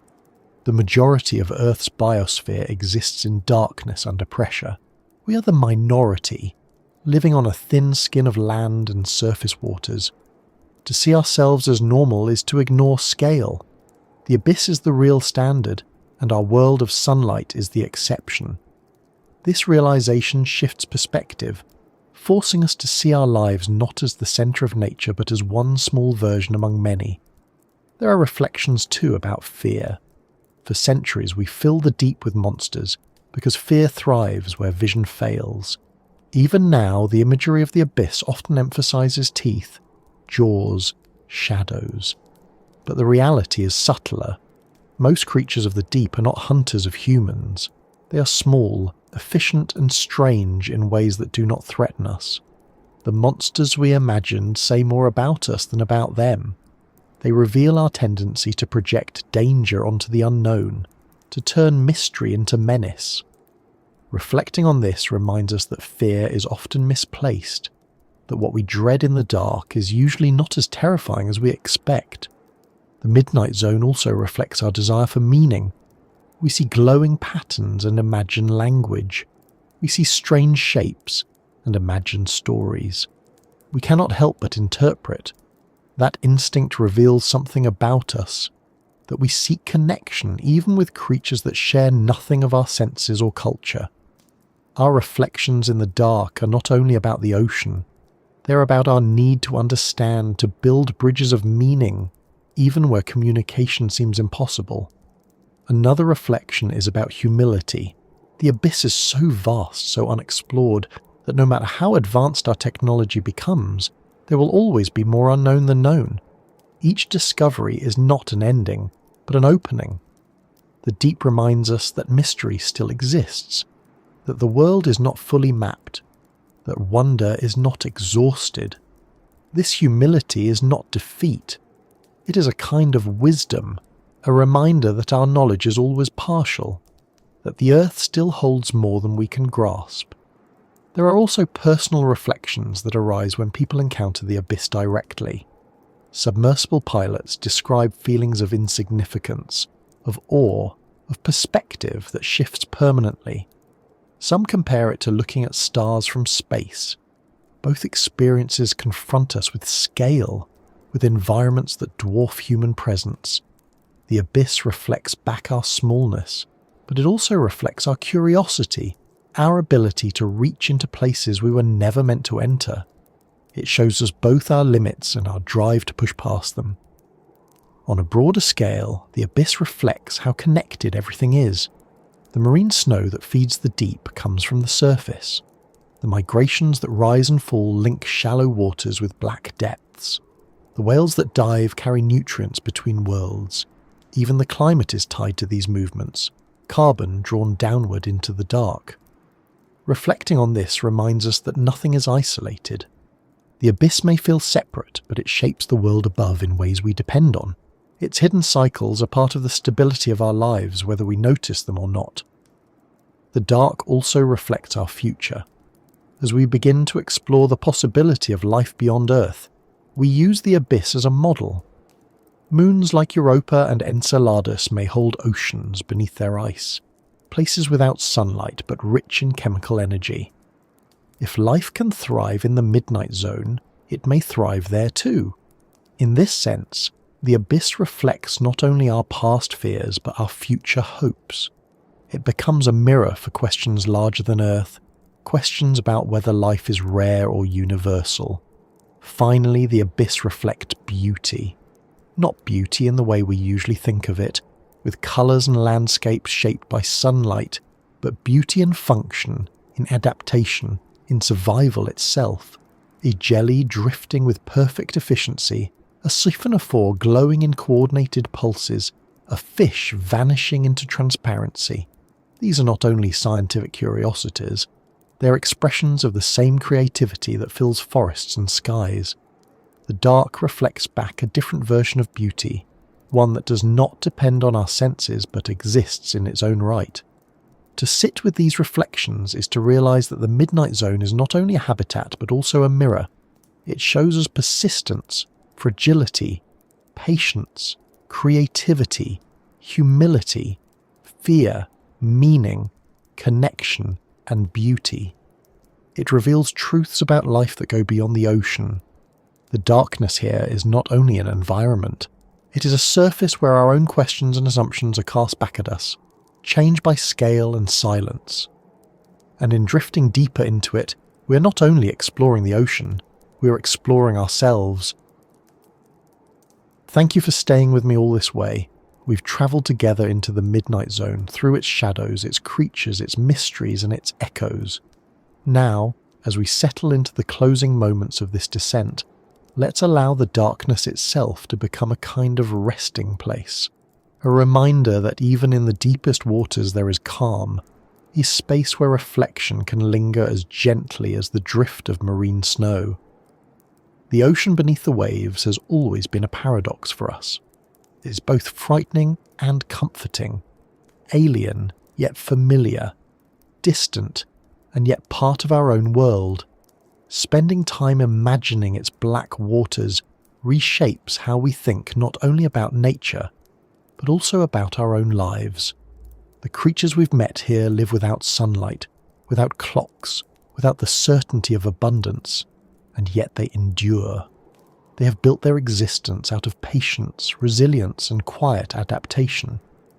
That endurance itself becomes a lesson, a kind of comfort.